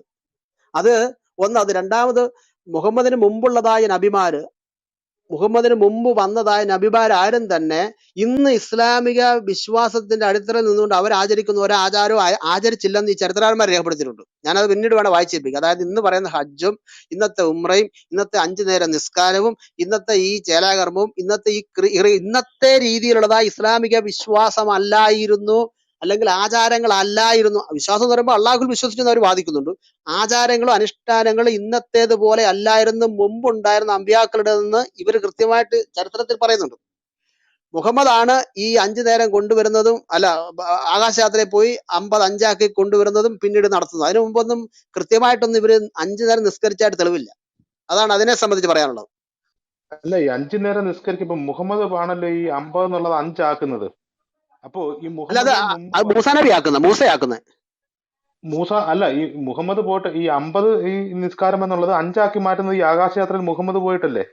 അതെ അതെ അതെ അതെ അതെ അതെ അതെ അതെ അതെ. ഓക്കെ. അപ്പൊ അത് അതിന് മുമ്പുള്ള പറഞ്ഞു ബ്രദറെ ഇവിടെ. അത് അല്ല, പറഞ്ഞതാണ്. എന്റെ ഒരു സംശയം ഇപ്പൊ അതിന് മുമ്പുള്ള പ്രവാചകന്മാരെല്ലാവരും ഈ 50 നിസ്കാരം ആയിരിക്കണമല്ലോ നടത്തിയിരുന്നത്. അല്ലല്ല, അത് പറഞ്ഞല്ലോ ഞാൻ. അത് പറഞ്ഞു, ഒരിക്കലും ആ രീതി അല്ലെന്ന് പറഞ്ഞു. ഞാൻ വേണം വായിച്ചു ഇസ്ലാമിക ചരിത്രാന്തത്തിൽ പറയുന്നത്, നബി തിരുമേനിക്ക് മുമ്പ് ഇസ്ലാമിന് മുമ്പുള്ളതായ നബിമാരൊക്കെ നിസ്കരിച്ചതും അവര് അനുഷ്ഠിച്ചതും ഇന്നത്തെ ഇസ്ലാമിക പോലത്തെ അല്ലായിരുന്നു കൃത്യമായിട്ട് പണ്ഡിതന്മാർ എഴുതി വെച്ചിട്ടുണ്ട്. ഓക്കെ, അത് ഞാൻ കേട്ടു, അത് കേട്ടു. ആ അപ്പൊ അല്ല, എന്റെ ചോദ്യം ഇതായിരുന്നു, ഇപ്പൊ ഈ 50 നിസ്കാരം ഉണ്ടായിരുന്നല്ലോ, അതുകൊണ്ടാണല്ലോ പുള്ളി 50 5 ആക്കി മാറ്റേണ്ടി വന്നത്. അത് അന്നേരം കൊടുക്കുന്നതാണ്. ഈ അള്ളാഹ്ക്ക് അറിയത്തില്ലെന്ന്. ഈ 50 കൊണ്ടുപോയ ഇത് പ്രായോഗികമാകാനൊക്കെ അള്ളാഹുവിന് അറിയത്തില്ലെന്ന്. മണ്ടത്തരല്ലേ കാണിക്കുന്നത്? ഇപ്പൊ മൂസ അവിടെ മിഡിലായിട്ട് നിന്നില്ലെങ്കിൽ എന്താ സ്ഥിതി? അപ്പാട് വിട്ടുപോയത്, അതാ ഞാൻ അങ്ങ് ചോദിച്ചത്. ജയ്സ് ബ്രദറെ അങ്ങോട്ട് ചെന്നപ്പോഴത്തേന് പുള്ളി കൊട്ടയ്ക്കകത്ത് അങ്ങ് അളന്നു കൊടുത്തു. പണ്ട് നെല്ല് വാരി കൊടുക്കുന്ന പോലെ അങ്ങോട്ട് കൊണ്ടുപോകാൻ പറഞ്ഞ് കുറെ കഴിഞ്ഞപ്പോഴത്തേനാണ് ഈ അള്ളാഹ്ക്ക് ചിന്ത വരുന്നത്, എടാ ഇത് ശരിയാണല്ലോ. ഉടനെ അങ്ങോട്ട് കയറ്റി വിട്ട് ഉള്ളിലേക്ക് വിട്ട് അത് കുറച്ച് 5 ആക്കി. എനിക്കൊന്നില്ല, ലോത്തിന്റെ അബ്രഹാമിന്റെ പ്രാർത്ഥന ഉണ്ടല്ലോ, അവിടുന്ന് കോപ്പി അടിച്ചാന്ന് തോന്നുന്നു. അവിടെയാണ് ഈ കാണുന്നത് 5 10 50 പേര് 45 പേരും 40 പേര് ഇങ്ങനെ നീതിമാന്മാരുണ്ടെങ്കിൽ ദൈവമേ നീ അവരെ ശിക്ഷിക്കത്തില്ലെന്ന് പറഞ്ഞൊരു കണക്ക് അവിടുന്ന് എവിടുന്ന് അടിച്ചെടുത്തണമെന്നായിരിക്കും. ഒരു പക്ഷെ അങ്ങനെയാണ് സാധ്യത. ഏതായാലും മുഹമ്മദ് ഈ 50 കൊണ്ട് താഴേക്ക് വരുന്നു. മൂസാ നബി പറഞ്ഞ മൂളിലേക്ക് ഓടിക്കുന്നു, അത് വെട്ടിക്കുറച്ച് തിരിച്ചു വരുന്നു. പിന്നെ മൂസാ നബി മൂളിലേക്ക് ഓടിക്കുന്നു, പിന്നെ അള്ളാഹു വെട്ടിക്കുറച്ച് വരുന്നു. ഈ അള്ളാഹുവിന് അല്പമെങ്കിലും ബോധം ഉണ്ടെങ്കിൽ ഇത് ഒറ്റയടിക്കാൻ 5 ആക്കിയാൽ പോരെ. അതിന് വേണ്ട ബോധം വേണ്ടേ? പറഞ്ഞു മനസ്സിലായത്? ഇതെല്ലാം അന്നേരം ഉണ്ടാകുന്ന കാര്യം. അതിനു മുമ്പെങ്ങും അതെങ്ങനെ യുദ്ധം ചെയ്യാനും ഭോഗിക്കാനും തിന്നുകുടിക്കാനും കൊള്ളയടിക്കാനും ഒക്കെ നടക്കുന്ന സമയത്ത് എവിടെയാണ് ജയ്സ് ബ്രദർ നിസ്കരിക്കാൻ സമയം? ഇതെല്ലാം പിടിച്ചെടുത്തതിന് ശേഷം പുള്ളിയുടെ അവസാന സമയത്താണ് ഇതെല്ലാം ശരിയാക്കി കൊടുക്കുന്നത്. താങ്ക് യു ചാക്കോ പാസ്റ്ററെ. അപ്പൊ എന്റെ വിഷയം അതാണ്. നമ്മുടെ അനിൽ ബ്രദർ പറഞ്ഞതിനോട് മാത്രം ആഡ് ചെയ്തായിരുന്നു. കാരണം ഞാൻ ഈ 10 മിനിറ്റ് മുമ്പാണ് ഇത് വന്ന് തുറന്നപ്പോഴാണ് ഞാൻ ഈ സംഭവം കാണുന്നത്. അതുകൊണ്ട് ഞാൻ നമ്മുടെ അനിൽ ബ്രദർ സംസാരിച്ച വിഷയത്തെ മാത്രം ഒന്ന് ആഡ് ചെയ്തിട്ട് ഞാൻ ഇവിടെ അവസാനിപ്പിക്കുകയാണ്. Okay, thanks. Okay, thank you. അടുത്ത ആരാണ്? ജയ്സ് ബ്രദർ കേൾക്കാം. ജയ്സ് ബ്രദർ എന്തെങ്കിലും ആഡ് ചെയ്യാനുണ്ടോ? അജീഷ് ബ്രോ ട്രാവലിംഗിലാണെന്ന് പറഞ്ഞായിരുന്നു. ഞാൻ വരാം, ഒരു 10 മിനിറ്റ് കഴിഞ്ഞു വരാം. 10 മിനിറ്റ് അടുത്ത ആള് സംസാരിച്ചോട്ടോ. അത് ഓക്കെ. ശ്രീമൻ ചാ, ഗുഡ് മോർണിംഗ്. പറഞ്ഞോ ബ്രദറെ, ഞാനിപ്പോ ഒന്നും പറഞ്ഞു, ഞാൻ വിഷയം കേട്ടില്ല. ഓക്കെ. അല്ല, വിഷയം ഇന്ന് നമ്മള് എന്തുവാ, മുഹമ്മദ് നബി സ്പേസ് ഷട്ടിൽ ഇല്ലാതെ സ്പേസിൽ പോയ കാര്യമാണ് നമ്മൾ വിഷയം എടുത്തത്. അതിനകത്ത് അനിൽ ബ്രദർ കറക്റ്റ് ആയിട്ട് ആ ഹദീസ്, ഒരു നീണ്ട ഒരു ഹദീസായിരുന്നു, അത് വായിച്ചു. ഹദീസ് സഹി മുസ്ലിം 164 എയ്ക്കകത്തും ഉണ്ട്. ഇത് സഹി മുസ്ലിം 164 അതിനെപ്പറ്റി ഒരു വലിയൊരു വിഷയാവതരണം തന്നെ നടത്തി കഴിഞ്ഞു. ഓക്കെ, അതാണ് വിഷയമെങ്കിൽ ബ്രദറെ, ഇതിനകത്ത് എനിക്കൊരു സംശയം, ശാസ്ത്രീയമായ പ്രശ്നങ്ങളുണ്ടല്ലോ ബ്രദറെ, ഭീകരമായ പ്രശ്നങ്ങൾ. ഈ മുഹമ്മദ് നബി ഈ ആശരിക ശരീരത്തിലാണ് പോയതെങ്കിൽ ഇപ്പൊ അദ്ദേഹം സഞ്ചരിച്ച വേഗത എന്നൊക്കെ പറയുന്നത് ഒറ്റ നൈറ്റ് കൊണ്ട് അങ്ങ് പോയി തിരിച്ചു വന്നെന്നാ പറഞ്ഞു. അപ്പൊ ഇതിന്റെ ഒരു കുഴപ്പം എന്ന് പറഞ്ഞിട്ടുണ്ടെങ്കിൽ ഈ ബുറാക്ക് എന്ന് പറയുന്ന ജീവി ഇതുവരെ പ്രപഞ്ചത്തിലെ ഒരു മനുഷ്യൻ അങ്ങനെ ഒരു സാധനത്തിനെ കണ്ടിട്ടില്ല. അപ്പൊ അതൊരു സ്വർഗീയ ജീവിയാണെന്ന് മനസ്സിലാക്കേണ്ടി വരും. ഇനി അതൊരു സ്വർഗീയ ജീവിയാണെങ്കിൽ മുഹമ്മദ് അതുവരെ സ്വർഗത്തിലോട്ട് പോയിട്ടില്ലാത്ത മനുഷ്യനാണ്. അപ്പൊ ശരീരത്തിൽ ജീവിക്കുന്ന ആളാ. ഇദ്ദേഹത്തെയും കൊണ്ട് ഈ ഭൂമിയുടെ ഉപരിതലം വിട്ട് പ്രകാശത്തിനേക്കാളും വേഗത്തിൽ സഞ്ചരിച്ചെങ്കിൽ ഈ സാധനം കൊണ്ട് ഒരു രാത്രി കൊണ്ടൊക്കെ പോയി വരാൻ പറ്റത്തുള്ളൂ. അപ്പൊ ഒന്നാമത് മുഹമ്മദീയർക്കാണ് 7 സ്വർഗവുമറ്റുണ്ട്. ഇത് അങ്ങ് അറ്റം വരെ പോയിച്ച് തിരിച്ചു വരണ്ടേ. അപ്പൊ ഇതിപ്പോ നിലവില് ഈ പോക്ക് പോയിട്ടുണ്ടെങ്കിൽ ഈ മുഹമ്മദ് എന്ന മനുഷ്യന്റെ ആശ്ചര്യമായ ബോഡി പിന്നെ ബാക്കി കാണത്തില്ല. അത് ഒരഞ്ഞു കത്തി പറഞ്ഞു പോകും. അപ്പം അത് എങ്ങനെയാണ് സാധ്യമാകുന്നത്? പിന്നെ ഇദ്ദേഹത്തിന് ഈ ഭൂമിയുടെ ഉപരിതലത്തിൽ നിന്ന് വെളിയിലേക്ക് നമ്മുടെ ഈ അന്തരീക്ഷത്തിൽ നിന്ന് വെളിയിലേക്ക് പോയാല് ശ്വാസോച്ഛ്വാസ കാര്യങ്ങളൊക്കെ എങ്ങനെയെന്നുള്ള ചോദ്യത്തിനേക്കാളും പ്രധാനപ്പെട്ടത് ഈ വേഗതയെ കുറിച്ചുള്ള പ്രശ്നം തന്നെയാണ്. ആറ്റംസ് എല്ലാം വിഘടിച്ചങ്ങോട്ട് പോകും, പിന്നെ ഒന്നും ബാക്കി കാണത്തില്ല. അപ്പോ ഇതൊക്കെ ഈ അള്ളാഹുവിന് ഇതിന്റെ ശാസ്ത്രം ഒന്നും അറിയില്ലായിരുന്നാവോ? അതാണ് പ്രശ്നം. അള്ളാഹുവിന് ഈ ശാസ്ത്രം ഒന്നും അറിയത്തില്ല. സയൻസിന്റെ കാര്യമൊന്നും ചോദിക്കല്ലേ. അള്ളാഹു അത് അത് ഈച്ചശാസ്ത്രവും പിന്നെ സൂര്യൻ ചള്ളവെള്ളത്തിലൊക്കെ മുങ്ങുന്ന ശാസ്ത്രമൊക്കെ അള്ളാഹു പറയുന്നുണ്ട്. അതുകൊണ്ട് സ്പേസ് വേറെ ഒരു ചരിത്രപരമായ പ്രശ്നം കൂടെ ഉണ്ടെന്ന് തോന്നുന്നു. ഇദ്ദേഹം പോയത് യെരുശലേമിൽ നിന്നാണോ തിരിച്ചു വന്നതാണോ യെരുശലേം ദേവാലയത്തിൽ? എവിടെയാ പുള്ളി പോയതല്ലേ യെരുശലേം ദേവാലയത്തിൽ നിന്നോ? കേൾക്കുന്നില്ലേ അനിൽ ബ്രദറെ? അങ്ങനെ ഒരു സംഭവം ഉണ്ടോ ബ്രദറെ? അതെ ഇവിടുന്ന് നേരെ മസ്ജിദുൽ അക്സയിലേക്ക് ചെന്ന് മസ്ജിദുൽ അക്സയിലാണ് പിന്നെ ആ, പോകുന്നത് പുള്ളി. അവിടാണ് അത് വീണ്ടും പ്രശ്നമാണ് ബ്രദറെ. AD 70 പൊളിച്ചു കളഞ്ഞ അതെ ഈ അതെ അതെ അത് പറഞ്ഞു ഇത് പറഞ്ഞു brother. പറഞ്ഞോ. ആ ദേവാലയം അവിടെ ഇല്ലാണ്ട് അവിടെ വല്ല കല്ലിന്റെ പുറത്തുനിന്നും കയറി പോയെന്നായിരിക്കും ഇവർ ഉദ്ദേശിക്കുന്നത്. അപ്പൊ അതും പിന്നെ അതൊന്നുമല്ല ബ്രദറെ, അത് സംഭവം എന്ന് വെച്ചാൽ ബ്രദറെ, ഈ കഥയൊക്കെ പിൽക്കാലത്ത് വരുന്നതാണ്. അപ്പൊ ഇവർക്ക് ഈ ജെറുസലേം അത് മറ്റുള്ളവരുടെ പുണ്യസ്ഥലങ്ങളുടെ മേൽ അവകാശവാദം ഉന്നയിക്കുന്നത് ഇവരുടെ ജനിതക സ്വഭാവമാണല്ലോ. അപ്പൊ അതിന്റെ ഭാഗമായിട്ടാണ് ഈ ജെറുസലേം എന്ന് പറഞ്ഞ യഹൂദന്മാർക്ക് ആകെ ലോകത്ത് ആകെപ്പാടെ കൂടെയുള്ള ഒരേ ഒരു വിശുദ്ധ സ്ഥലം എന്ന് പറയുന്നത് അത് മാത്രമാണ്. അവിടെ മാത്രമേ അവനൊരു ആലയം പണിയാൻ അനുവാദമുള്ളൂ. എല്ലായിടത്തും പോയി പണിയാൻ പാടില്ല. ആകെ ഒറ്റ ഒരു ആലയമേ പണിയാൻ പാടുള്ളൂ. അത് ജെറുസലേമിൽ തന്നെ ആയിരിക്കാൻ വേണം. അപ്പൊ ഇത് കൃത്യമായിട്ട് അറിയാവുന്നതുകൊണ്ടാണ് അവൻ അവിടെ ഇനി ഒരിക്കലും ആലയം പണിഞ്ഞ് അവന്റെ ദൈവത്തെ ആരാധിക്കരുത് എന്നുള്ള ചിന്തയിൽ പിശാച് ഉണ്ടാക്കിയെടുത്ത ഒരു കെട്ടുകഥയാണ് ഒരു ബ്രദറെ. തന്ത്രം. ഈ ഒരൊറ്റ സംഗതിയുടെ പേരിലാണ് അവരിപ്പോഴും ജെറുസലേമിലെ അവകാശം പറഞ്ഞുകൊണ്ടിരിക്കുന്നത്. ഈ വ്യാജ കഥയില് ഇല്ലാത്ത ആലയത്തിൽ ചെന്ന് 2 റക്അത്ത് നിസ്കരിച്ച് അവിടെ നിന്ന് സ്വർഗത്തിൽ പോയി എന്നും പറഞ്ഞിട്ടുള്ള ഒരു കഥയുടെ അനിൽ പേരിലാണ് ബ്രോ ഒരു കാര്യം ചോദിച്ചോട്ടെ? ഇതാക്കുന്നത്. അപ്പൊ ആ ഭൂമി നമ്മുടെ ഭൂമി ഇവർ കൈവശപ്പെടുത്തിയതല്ല, അതിക്രമിച്ചെടുത്തതല്ലേ? അതെ അതെ അതെ അതെ അതെ എന്നിട്ട് അപ്പൊ ഇത് മുഹമ്മദ് ആകെ പണി അല്ല, ഷിജോ ബ്രദർ ആകെ പണി മേടിക്കല്ലോ. ഒരു ഹദീസിന്റെ അകത്ത് പറയുന്നത് എങ്ങനെയാണ്? വല്ലവൻ ഭൂമിയിൽ നിന്ന് വല്ലതോ അതിക്രമിച്ചാൽ 7 ഭൂമിയിൽ നിന്ന് അത് അവന്റെ മാലയായിരുന്നു. ചരിത്രപരമായിട്ട് ഇത് ഒരിക്കലും പോസിബിൾ അല്ലാത്തൊരു കാര്യമാണ് അദ്ദേഹം പറഞ്ഞത്. ഇല്ലാത്ത ദേവാലയത്തിൽ കയറി നിസ്കരിച്ചെന്നും അവിടുന്ന് പുള്ളി പൊങ്ങിപ്പോയെന്നുള്ളത് ഒന്നാമത്തെ പ്രശ്നം. രണ്ടാമത്തെ പ്രശ്നം, ഇത് ശാസ്ത്രീയമായിട്ട് ഒരിക്കലും സാധ്യമാകത്തില്ല. എന്നാൽ ഇവിടെ യേശുക്രിസ്തു സ്വർഗത്തിലേക്ക് പോയില്ലേ എന്ന് ചിലപ്പോൾ ചില മുഹമ്മദീരെങ്കിലും ചോദിച്ചേക്കാം. യേശുക്രിസ്തു പോയ സ്വർഗത്തിലേക്ക് ഉയർന്നു പോയത് ഒരു ട്രാൻസ്ഫേർഡ് ബോഡിയിലാണ്. അത് ട്രാൻസ്ഫോർമഡ് ബോഡി, ഉയർത്തെഴുന്നേറ്റ ശരീരത്തിലാണ്. ആ ശരീരത്തിന്റെ കപ്പാസിറ്റി എങ്ങനെയുള്ളതാണെന്ന് യേശു കാണിച്ചു. അത് എന്താ പറയുന്നത്, അടച്ചിട്ട റൂമിൽ കയറി വരാൻ കഴിയുന്ന ഒരു ശരീരം എന്ന് പറഞ്ഞിട്ടുണ്ടെങ്കിൽ ആറ്റമിക് ബോഡി, അത് ആറ്റങ്ങളുടെ ഉള്ളിലൂടെ സഞ്ചരിക്കാൻ കഴിയുന്നതാണ്. അതുകൊണ്ട് പ്രപഞ്ചത്തിലെ ഏത് വസ്തുക്കൾക്കുള്ളിലൂടെയും മറികടന്നു പോകാൻ കഴിയുന്നതാണ് ഈ ട്രാൻസ്ഫിഗേർഡ് ബോഡിയുടെ പ്രത്യേകത. യേശു അത്തരം ഒരു ബോഡിയിലാണ്. അപ്പോൾ തന്നെ അത് ടച്ചബിൾ ആണ്. അത്തരം ഒരു ബോഡിയിലാണ് യേശു സ്വർഗത്തിലേക്ക് ഉയർന്നു പോയത്. അത് കണ്ടിട്ട് മുഹമ്മദ് ചുമ്മാ ഒരു ആശ പറഞ്ഞതാണെന്ന് തോന്നുന്നു. ഞാൻ ഒറ്റ രാത്രി കൊണ്ട് ഇങ്ങനെ പൊങ്ങി അങ്ങോട്ട് പോയിട്ട് തിരിച്ചു വന്നെന്നുള്ളത്. പക്ഷെ ഇദ്ദേഹത്തിന് ഇങ്ങനെ പൊങ്ങി പോകാൻ വേണ്ടി യെരുശലേം ദേവാലയത്തിൽ പോയി നിസ്കരിക്കേണ്ടത് ഗതികേട് വന്നെന്നുള്ളതാണ് വേറൊരു കോമഡി. മക്കയ്ക്കിടെ നീക്കണ്ട കുത്തിമറിച്ചിന് മുഴുവൻ പറഞ്ഞിട്ട് പുള്ളിക്ക് പറ്റിയില്ല.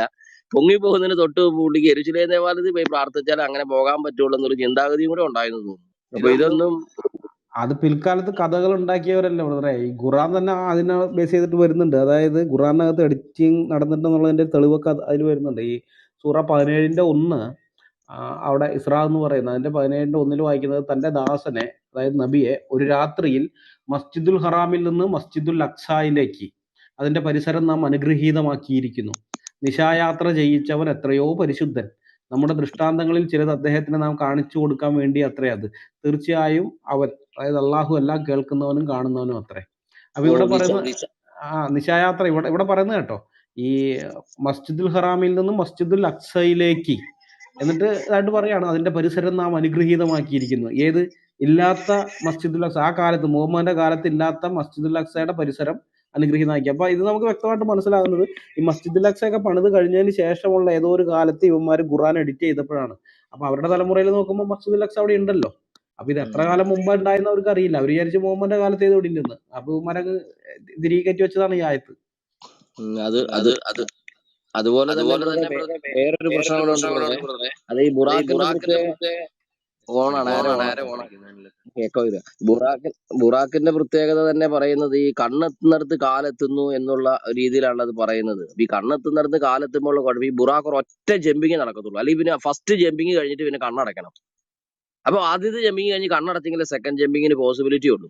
കാരണം ആദ്യം ജമ്പ് കഴിഞ്ഞാൽ കണ്ണ് തുറന്നാ പിടിക്കുന്നത്, പിന്നെ കണ്ണ് എവിടെ വരെ എത്തുന്നു അങ്ങോട്ട് തന്നെ ഇത് പോയിക്കൊണ്ടിരിക്കും. അപ്പൊ ഈ ജമ്പിങ് എന്ന് പറയാൻ പറ്റത്തില്ല, പറക്കല് മാത്രമേ ഉള്ളൂ.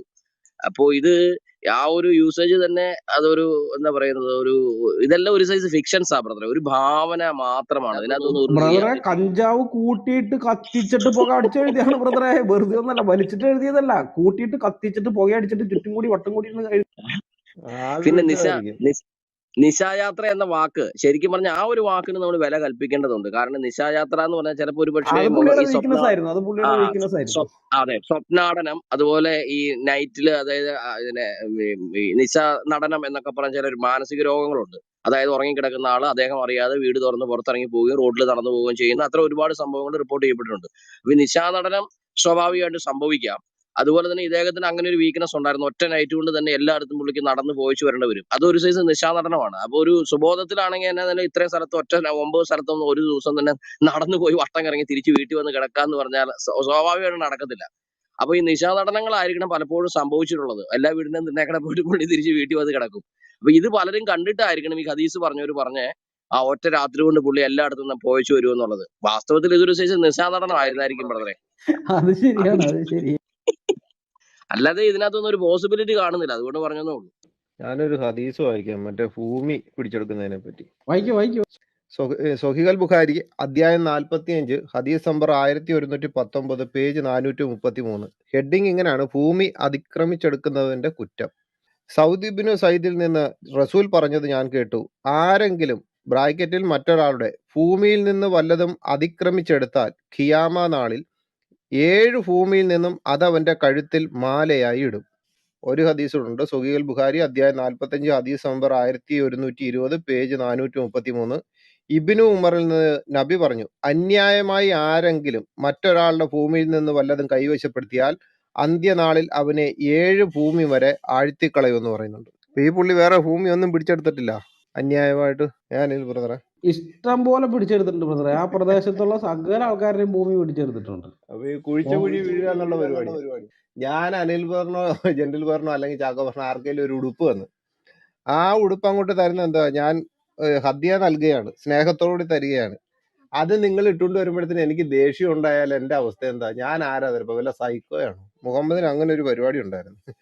സൊഹീഹുൽ ബുഖാരി അധ്യായം 50 ഹദീസ് നമ്പർ 1167 പേജ് 451. അലിയിൽ നിന്ന് പട്ട് ഇഴ ചേർത്ത ഒരു പുതപ്പ് നബി എനിക്ക് ഹദ്യ നൽകി, ഞാനത് ധരിച്ചു. അപ്പോൾ നബിയുടെ മുഖത്ത് കോപം ഞാൻ കണ്ടു, അതിനാൽ ഞാൻ അത് എന്റെ ഭാര്യമാർക്ക് വീതിച്ചു കൊടുത്തു. ആനം കിട്ടിയ സംഭവം.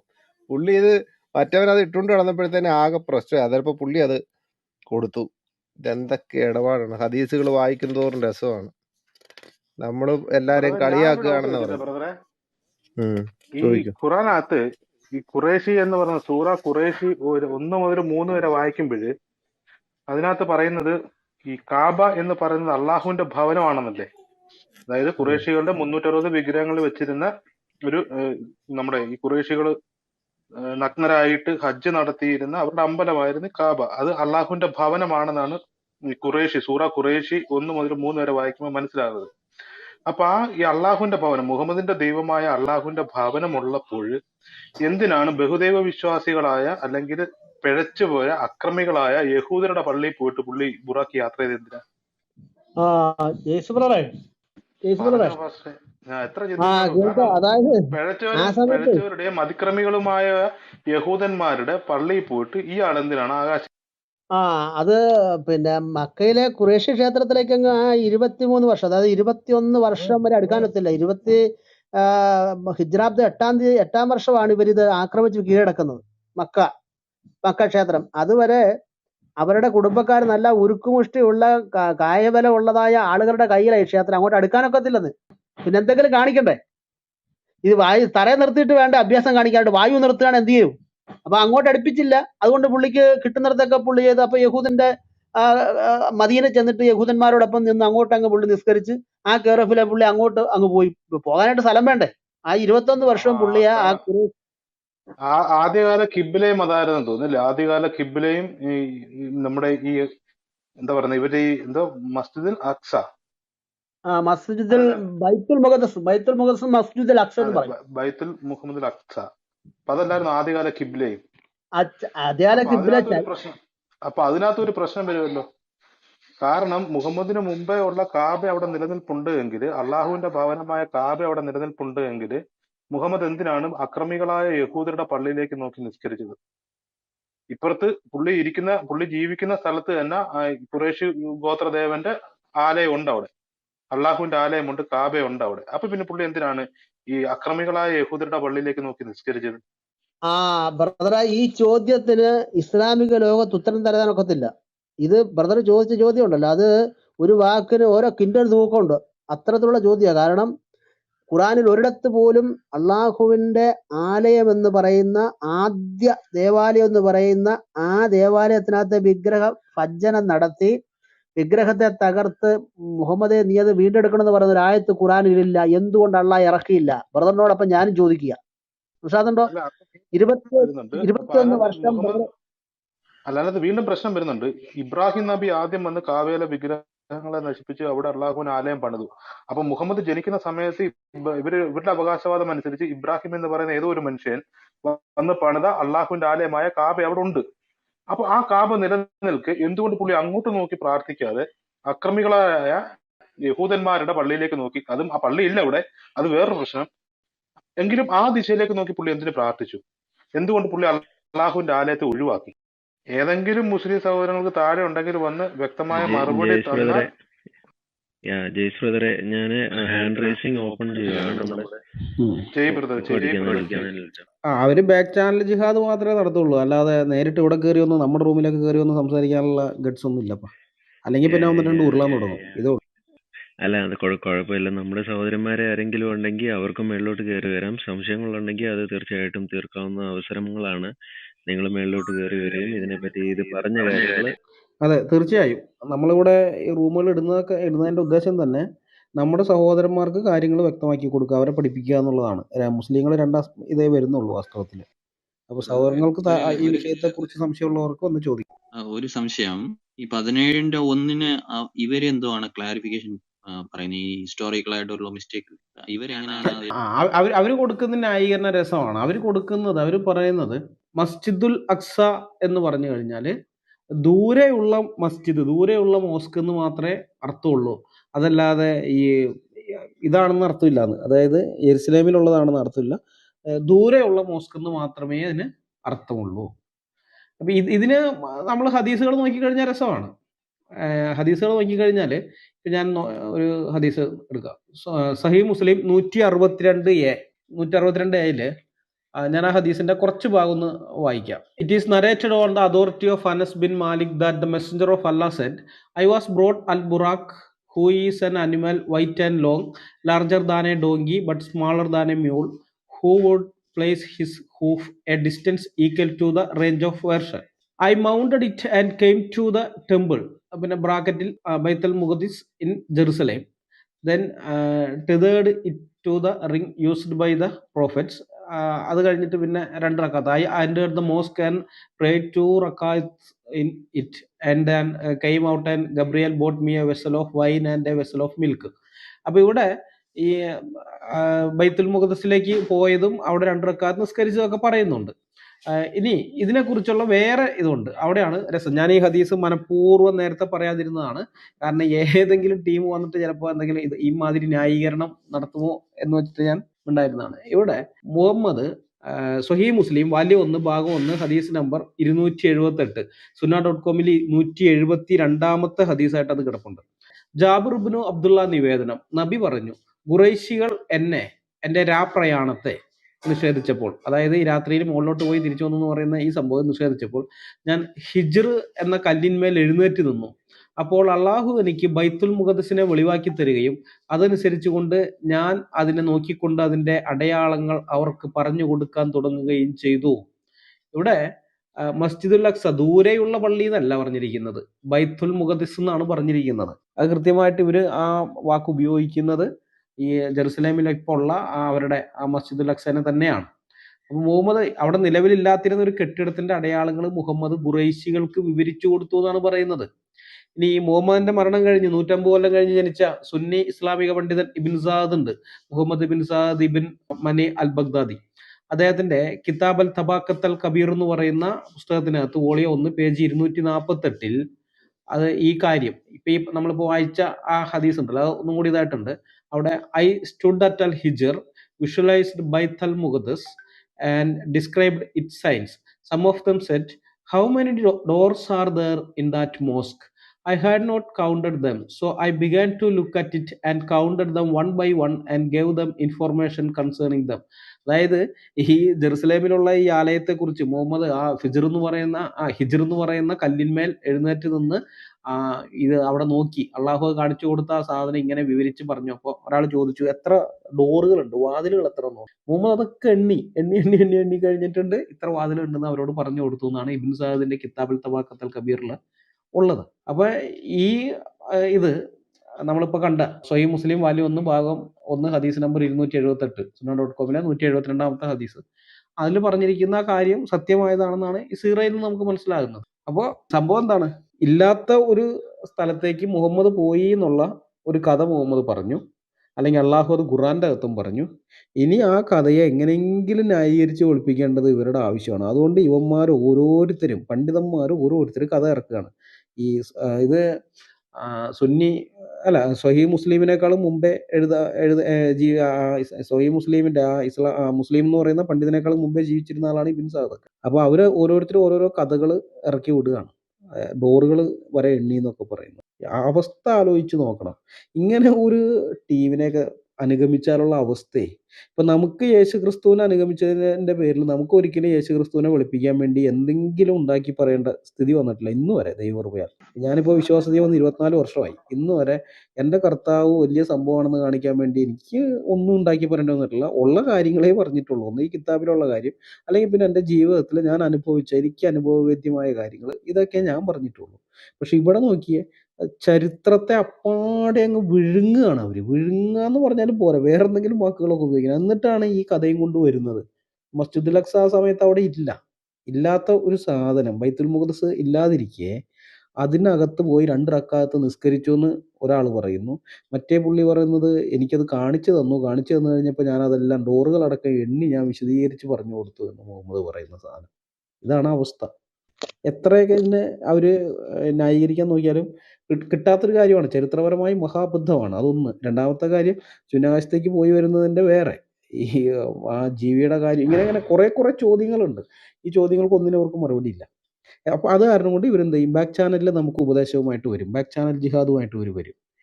ഒരുത്തൻ എനിക്കൊരു ഇതൊക്കെ അയച്ചിരുന്നു, ആദ്യം നിന്റെ കണ്ണിലെ കോലെടുക്കുക എന്നിട്ട് മറ്റൊരാളുടെ കണ്ണിലെ കരടെടുക്കുക എന്നൊക്കെ പറയുന്ന സാധനമൊക്കെ. ഇങ്ങനെയൊക്കെ പറഞ്ഞ് ബാക്ക് ചാനലിൽ ഇരുന്ന് കരയല്ലാതെ ഈ റൂമിലേക്ക് കയറി വന്ന് കാര്യങ്ങൾ സംസാരിക്കാൻ നട്ടലുള്ള ഒരുത്തനും ഇവരുടെ കൂട്ടത്തിൽ ഇല്ലേ എന്നാണ് ഞാൻ അത്ഭുതപ്പെടുന്നത്. അനിൽ ബ്രദറെ, നമ്മുടെ പിന്നെ MM അക്ബറിന് ഒരു പുതിയ വ്യാഖ്യാനമുണ്ട് മസ്ജിദുൽ അക്സ എന്ന് പറയുന്നതിന് കേട്ടോ. ഞാൻ ഈ കഴിഞ്ഞ ദിവസം അദ്ദേഹത്തിന്റെ ഖുർആന്റെ മൗലികത എന്ന് പറയുന്ന ഒരു പുസ്തകമുണ്ട്, അതിനകത്ത് ഞാനൊന്ന് നോക്കി. ബ്രദർ ഒരു കൺവേർട്ട് ചെയ്ത ആളല്ലേ, പിന്നെ അത്രയല്ലേ വിവരമുള്ളൂ. ഓക്കെ, അല്ല ഈ മുഹമ്മദ് തന്നെ കൺവേർട്ട് ചെയ്ത് മുസ്ലിം ആയവനല്ലേ? അപ്പൊ പിന്നെ മുഹമ്മദിന് എന്ത് വിവരം ഉണ്ടാവാനാണ്? ഈ മണ്ടത്തരം പറയാൻ വേണ്ടിട്ടാണോ റിയാസ് ഈ കയറി വന്നത്? അതെ, അവനും തള്ളല്ലേ, താഴേക്ക് തട്ടല്ലേ. നമുക്കൊക്കെ വല്ലപ്പോഴും വീണ് കിട്ടുന്ന ഒരു ഇരയാണ്. ഇത്തരം എന്താ പറയുന്നത്, കൺവേർട്ടഡിന്റെ അടിമയാണ് നമുക്ക് ആവശ്യം. കൺവേർട്ടഡ് മുസ്ലിം കയറി വാ മോനെ. അപ്പം നമ്മുടെ അക്ബറൊക്കെ പറഞ്ഞൊരു വ്യാഖ്യാനമുണ്ട് ഈ മസ്ജിദുൽ അക്സയെ കുറിച്ച്. പറഞ്ഞു അക്ബർ പറയുന്നത് ഇപ്പൊ ഇവിടെ എന്താണ്, അക്ഷരാർത്ഥത്തിൽ അവിടെ ഒരു പള്ളി ഉണ്ട് എന്ന നിലയിലാണ് ഈ വ്യാഖ്യാനങ്ങളും പുള്ളിയുടെ പള്ളി യാത്ര എല്ലാം കാണിക്കുന്നത്. മനസ്സിലായോ? മസ്ജിദുൽ ഹറമിൽ നിന്ന് മസ്ജിദുൽ അക്സയിലേക്ക് യാത്ര ചെയ്ത തന്റെ ദാസന്റെ എന്ന് പറഞ്ഞാൽ എന്റെ പരിസരം വിശുദ്ധമാക്കി തരുമ്പോൾ അക്ഷരാർത്ഥത്തിൽ പള്ളിയാണ് ഖുറാൻ ലക്ഷ്യം വെക്കുന്നത്, ഹദീസുകളൊക്കെ തന്നെ. അത് പള്ളി ഇല്ല എന്നുള്ള കാര്യം മിക്ക ഇസ്ലാമിക പണ്ഡിതന്മാർക്കും അറിയത്തില്ല. അമാനിയൊക്കെ എഴുതി വെച്ചിരിക്കുന്ന അവിടെ പള്ളി ഉണ്ടെന്നുള്ള രീതിയിൽ അദ്ദേഹത്തിന് വ്യാഖ്യാനം. പക്ഷെ അക്ബർ അങ്ങനെയല്ലോ, അക്ബർ അല്പം ബുദ്ധിയുള്ള ഒരാളാണ്, ചരിത്രപരതയൊക്കെ ഉള്ള ഒരാളാണ്. അപ്പൊ അക്ബർ കൊണ്ടുവച്ചിരിക്കുന്ന ഒരു വ്യാഖ്യാനം അറിയുമോ? അക്ബർ പറയുന്നത് ഈ മസ്ജിദുൽ അക്സ എന്ന് പറഞ്ഞാൽ ആക്ച്വലി പള്ളിയാകണമെന്നില്ല. ഈ മസ്ജിദിന് ആ പള്ളിയുടെ പ്രദേശം മനസ്സിലാകുന്നുണ്ടോ? അക്ഷരാർത്ഥത്തിൽ പള്ളി എന്ന് പറഞ്ഞാൽ ആ ബിൽഡിംഗ് അവിടെ ഉണ്ടാകണമെന്നില്ലെന്ന്, പള്ളി ഉണ്ടാകണമെന്നില്ല. പള്ളി തകർന്നു പോയെങ്കിൽ പൊക്കോട്ടെ, പള്ളി നിന്നതായ ആ സ്ഥലം, ആ പ്രദേശത്തിനും മസ്ജിദ് എന്ന് പറയുന്ന കാടുകയറി വ്യാഖ്യാനിക്കുന്നത്. പക്ഷെ അവിടെ വേറെ പ്രശ്നമുണ്ട്. എന്താണെന്നറിയോ? മുഹമ്മദ് പോയ വഴിക്ക് ഈ ബുറാക്കിനെ പള്ളിയുടെ വാതിക്കലുള്ളതായ കല്ല് തുടച്ച് അവ കെട്ടിയിട്ട് പള്ളിക്കകത്ത് കയറി. ബ്രദറെ ഈ മൃഗത്തെ കല്ല് തുളച്ച് അതേ കയറുകൊണ്ട് കെട്ടിയിട്ടിട്ട് പുള്ളി പള്ളിക്കകത്ത് കയറി നിസ്കരിച്ചെന്ന് പറയുമ്പോഴത്തേന് അക്ബറിന്റെ വാദ 8 നില പൊട്ടിയില്ലേ? എവിടെ ചാക്ക പൊട്ടിയത്? ഒന്ന് പറഞ്ഞാട്ടെ, ആക്രാന്തം കേൾക്കല്ലേ, ആക്രാന്തം കാണിക്കല്ലേ. കഴിഞ്ഞു, ഞാൻ ജിബോ ബ്രദറിന്റെ ആൻസർ കഴിഞ്ഞു. റിയാസ് പറ, ഈ പള്ളി ഉണ്ടായിരുന്നു അവിടെ? പള്ളി ഉണ്ടാവില്ല, അന്നത്തെ പള്ളി ഉണ്ടാവും. അന്നത്തെ ഏത് പള്ളി? പള്ളിയുടെ പേര് പറ. മസ്ജിദുൽ അക്സ തന്നെയാണ്. മസ്ജിദുൽ അക്സയെ കുറിച്ച് ചരിത്രം നോക്ക്. AD 700 അങ്ങനെ ഒരു പള്ളി ഉണ്ടെന്നുള്ള ചരിത്രം തന്നോളൂ താങ്കൾ ആദ്യം. എന്താ നിങ്ങൾ അറിഞ്ഞ ചരിത്ര രേഖ റെഫറൻസ് എന്ന് ചോദിച്ചാൽ അതാണ് ക്രിസ്ത്യാനികളുടെ പ്രത്യേകത. അതാണ് ക്രിസ്ത്യാനികളുടെ പ്രത്യേകത റിയാസെ.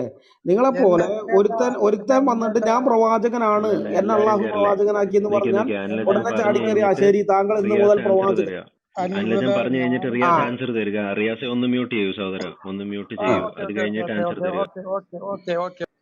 അപ്പൊ ഒരാൾ കയറി വന്നു കഴിഞ്ഞിട്ടുണ്ട് എന്നെ അള്ളാഹു പ്രവാചകനായി തെരഞ്ഞെടുത്തു എന്ന് പറയുമ്പോൾ ചാടിക്കയറി വിശ്വസിക്കുകയും ഞാൻ അതേ രാത്രി അവിടെ പോയി മസ്ജിദുൽ അക്സയിൽ പോയി അവിടെ നിന്ന് ഞാൻ ആകാശത്തും പോയി ഞാൻ തിരിച്ചു വന്നു എന്ന് പറയുമ്പോൾ അതൊക്കെ വിശ്വസിക്കുകയും ചെയ്യുന്നത് അത് നിങ്ങളെപ്പോലുള്ള ടീംസാണ് സുഹൃത്തെ.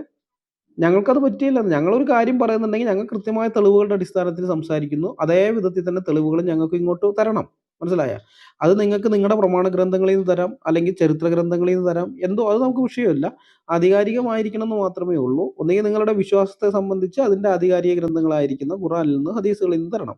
പക്ഷെ അങ്ങനെ തരുമ്പോൾ അത് വസ്തുതാപരമാണോ അല്ലയോ എന്ന് ഞങ്ങൾ പരിശോധിച്ച് നോക്കും. വസ്തുതകൾ അതിപ്പോൾ ഞങ്ങൾ ബൈബിളിൽ നിന്ന് തെളിവ് വരുമ്പോൾ നിങ്ങൾക്കും അതുപോലെ തന്നെ പരിശോധിച്ച് നോക്കാം. വസ്തുതാപരമാണോ ചരിത്രപരമായിട്ട് അത് ശരിയാണോ അല്ലയോ എന്നൊക്കെ നിങ്ങൾക്ക് പരിശോധിച്ച് നോക്കാം. അതിന് തെറ്റൊന്നുമില്ല. അപ്പോൾ അത്രയേ ഉള്ളൂ സംഭവം. തെളിവ് തരണം, തെളിവ് സഹിതം സംസാരിക്കണം. അപ്പോൾ നിങ്ങളിപ്പോൾ പറയുന്നു മസ്ജിദുൽ അക്സയാണെന്ന്. ശരി, മസ്ജിദുൽ അക്സ എന്ന് പറയുന്ന അല്ലെങ്കിൽ ബൈത്തുൽ മുഖദ്ദിസ് എന്നൊക്കെ നിങ്ങൾ ഇന്ന് പറയുന്ന ഈ പള്ളി ഇന്നിപ്പോൾ ഉള്ള ഈ സാധനം അത് മുഹമ്മദിന്റെ കാലത്ത് ഉണ്ടായിരുന്നോ? അതാണ് ചോദ്യം. ക്വസ്റ്റ്യൻ കേട്ടല്ലോ റിയാസ് ഭായി, അതിന്റെ ഉത്തരം ഒന്ന് തരുക. ഫൈസലെ സഹോദരൻ, പ്രവാചക കാലഘട്ടത്തിന് മുമ്പേ ഒന്ന് മ്യൂട്ട് ചെയ്യൂ. ചരിത്രം തന്നോളാനാ പറഞ്ഞു അങ്ങനെ ഒരു പള്ളി അവിടെ ഉണ്ടായിരുന്നതായിട്ട്. നിങ്ങൾ ആദ്യം റിയാസ് ഇസ്ലാമിക ചരിത്രം, ഫൈസലെ ഒന്ന് മ്യൂട്ട് ചെയ്യൂ. റിയാസ് ഉത്തരം കൊടുക്കട്ടെ, അത് കഴിഞ്ഞിട്ട് ഫൈസലിനെ. ഉണ്ട് ചാക്കോ, ഉണ്ട് അന്നുണ്ട് മസ്ജിദുൽ അക്സ, ഇന്നുണ്ട്. എന്റെ സുഹൃത്തെ, മസ്ജിദുൽ അക്സ അന്നുള്ളതിന്റെ ചരിത്രം തന്നോളൂ. നിങ്ങള് ആരാണ് ആ പള്ളി?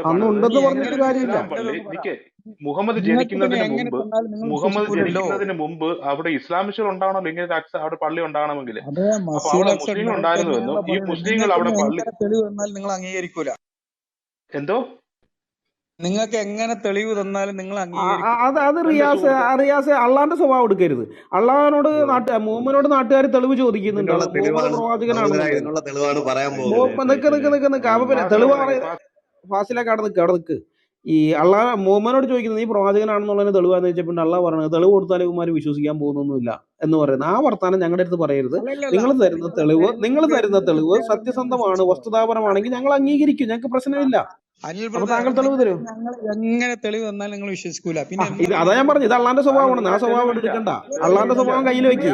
അതിന്റെ മനുഷ്യനെ പോലെ ഒരു മലയാളിയെ പോലെ സംസാരിക്കേ. ഒരു മിനിറ്റ് റിയാസ് ഭായി, ക്ലിയർ ആയിട്ട് ഞങ്ങൾ ക്വസ്റ്റ്യൻ ചോദിച്ചു. അങ്ങനെ ഒരു പള്ളി പണിതിട്ടുണ്ടെങ്കിൽ അതിനുള്ള തെളിവ് എന്താണ്? ഹദീസിൽ നിന്ന് തന്നാൽ മതി. ആരാണ് ഇത് പണിതത്, എപ്പോഴാണ് പണിതത്, ഏത് വർഷത്തിലാണ്, ആ ഒന്ന് തെളിവ് തരിക. അല്ലല്ല, നിങ്ങൾ ഉദ്ദേശിക്കുന്ന തെളിവ് എന്താണ്? നിങ്ങൾക്ക് പിന്നെ എത്ര തെളിവ്? ആ പള്ളിയുടെ ചരിത്ര തെളിവ്, അത്രേ ഉള്ളൂ. ഇതിൽ ആരെങ്കിലും ഇസ്ലാമിക ചരിത്രം അക്കാദമിക പരമായി പഠിച്ച ആരെങ്കിലും ഉണ്ടോ ഇതിൽ? ഓ ഉണ്ട് ഫാസിൽ ഉണ്ട് ഉണ്ട് പറഞ്ഞു പഠിച്ചിട്ടുണ്ടോ? താങ്കളൊന്ന് പറഞ്ഞു ഫാസിൽ താങ്കളൊന്ന് പറഞ്ഞു ഞാൻ പഠിച്ചിട്ടുണ്ടെങ്കിൽ കേൾക്കട്ടെ. ഫാസിൽ ഭായി, എന്നാൽ റിയാസ് ഭായി പറയുന്നില്ലെങ്കിൽ ഫാസിൽ ഭായി പറയുക. പറയൂ പറയൂ. ചരിത്രപരമായിട്ട് ഞാൻ ഈ ഇതില് തെളിവുകൾ ഒന്ന് പറയുക.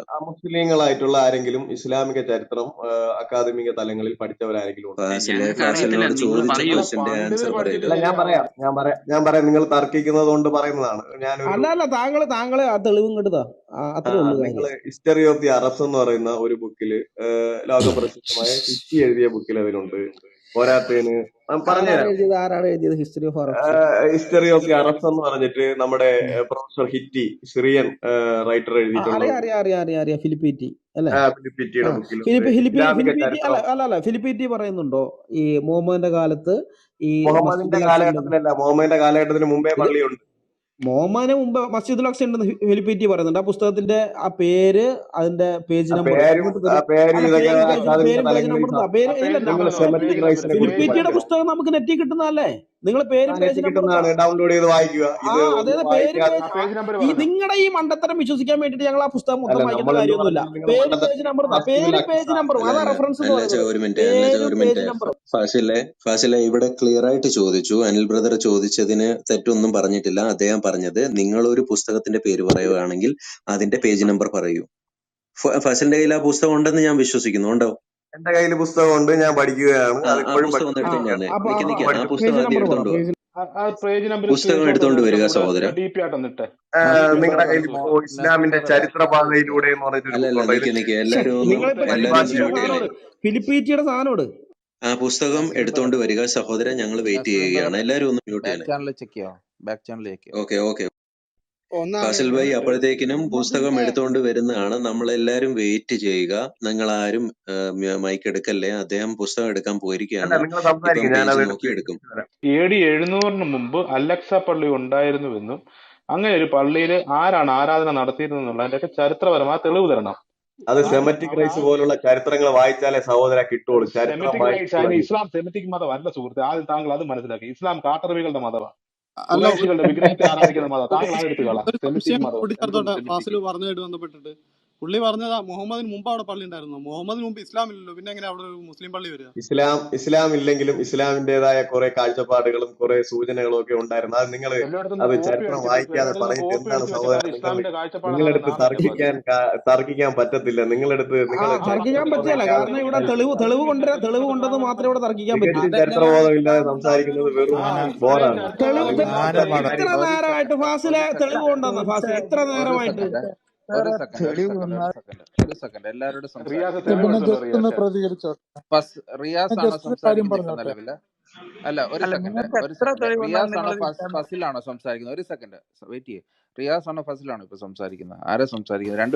യാബൻ ബദറെ ഫസിലാണ് സംസാരിക്കുന്നത്. റിയാസ് മ്യൂട്ട് ചെയ്യാൻ പറ. റിയാസ് മ്യൂട്ട്. ഞാൻ റെഫർ ചെയ്തിട്ട് വിളിക്കാം. കുറച്ചുകൂടി റെഫർ ചെയ്തിട്ട് സംസാരിക്കും. ഞാൻ റെഫർ ചെയ്തിട്ട് സംസാരിക്കാം. സംസാരിക്കുമ്പോൾ റെഫർ ചെയ്ത് ഞാനൊന്ന് സംസാരിക്കട്ടെ. ഞാനും ഈ സ്പേസ് ഷട്ടിൽ ഇല്ലാതെ എങ്ങനെ സ്പേസിൽ എത്തിയ മുഹമ്മദ്, ഇതൊരു സംശയം ഉണ്ടായിരുന്നു. ഇതെങ്ങനെയായിരിക്കും ആ കാലഘട്ടത്തിൽ സ്പേസിൽ പോയിട്ടുണ്ടാകുക എന്നുള്ളത്.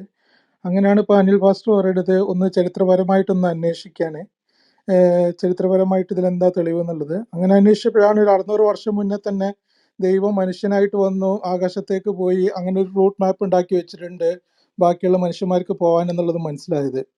പിന്നെ മസ്ജിദുൽ അക്സയുടെ കാര്യം. മസ്ജിദുൽ അക്സ എന്ന് പറയുന്നത്, മസ്ജിദ് എന്ന് പറഞ്ഞാൽ ഒരു ടെമ്പിൾ ഓഫ് വർഷിപ്പ്, അക്സ എന്ന് പറയുന്നത് ദൂരെയുള്ളൊരു ടെമ്പിള്.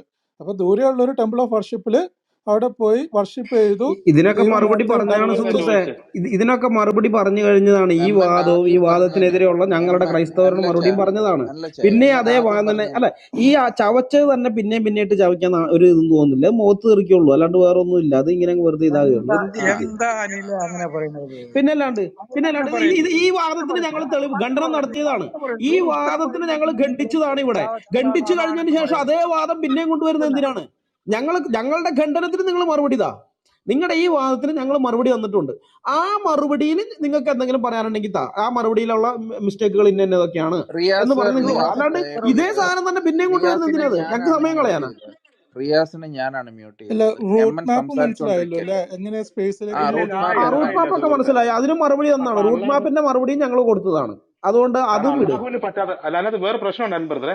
അള്ളാഹുവിന് ഭൂമിയിലോട്ട് വരാൻ പറ്റത്തില്ല. അള്ളാഹു ആകെ വന്നത് മൂസായെ കാണാനായിട്ട് മരത്തിൽ കയറിയായിരുന്നത്. പക്ഷെ അള്ളാഹുവിനേക്കാൾ പവർഫുൾ ആണ് നിങ്ങളുടെ മുഹമ്മദ്. ഒറ്റ രാത്രി കൊണ്ട് ഇവിടുന്ന് അവിടം വരെ, അതും ഒറ്റ കുതിപ്പിന് സുവർഗത്തിൽ ചെന്നു അള്ളാഹുവിനെ പിടിച്ചു മാറ്റിയിട്ട് കസേര കയറിയിരുന്നു എന്നൊക്കെ പറയുമ്പോൾ നിങ്ങളുടെ അള്ളാഹു ആണോ അതോ മുഹമ്മദ് ആണോ സൂപ്പർ പവർ? അല്ല, നിങ്ങളിപ്പോ പിന്നെ ദൈവം എന്ന് പറഞ്ഞ ഒരു ആളല്ലേ മിനിറ്റ്, കുരിശിൽ ആ ദൈവം ഞങ്ങൾ എന്തായാലും ഒരു കുറേശ്യകളാകാതെ ഒരു കല്ലിനെ പിടിച്ചില്ലല്ലോ ഏകദൈവം ആക്കിയത്. അല്ല ബ്രദറെ, ഇവിടെ ബ്രദറെ ഇപ്പോഴും ഇവിടെ ചർച്ച ഒരു മനഃപൂർവ്വം വഴിതെറ്റിച്ചവരാണ്. ആ കെണി ചെന്ന് വീഴരുത്. ഇവിടെ ഇല്ല നമ്മുടെ ഇല്ല ചോദ്യം ഇതാണ്. അവിടെ ഇരിക്കും. ചോദ്യം ഇതാണ്, മസ്ജിദുൽ അക്സ മുഹമ്മദിന്റെ ദൈവത്തിന് കാലത്ത് മസ്ജിദുൽ അക്സ ഉണ്ടായിരുന്നോ? ഒരു കഴിവില്ലെന്നാ പറയുന്നത്. മുഹമ്മദിന്റെ കാലത്ത് മസ്ജിദുൽ അക്സ ഉണ്ടായിരുന്നോ? അല്ല പക്ഷെ പിന്നെ ഒരു സംശയം ഉണ്ടായിരുന്നത് എങ്ങനെയാണ് സംശയം ഈ ഞങ്ങൾ സംശയമൊക്കെ പിന്നെ ആദ്യം ചോദിച്ചതിന് മറുപടി ഇതാ, ചോദിച്ചതിന്റെ മറുപടി ഇതാ. അല്ല, ഈ മനുഷ്യ ശരീരം വെച്ച് അങ്ങനെ സ്പേസിൽ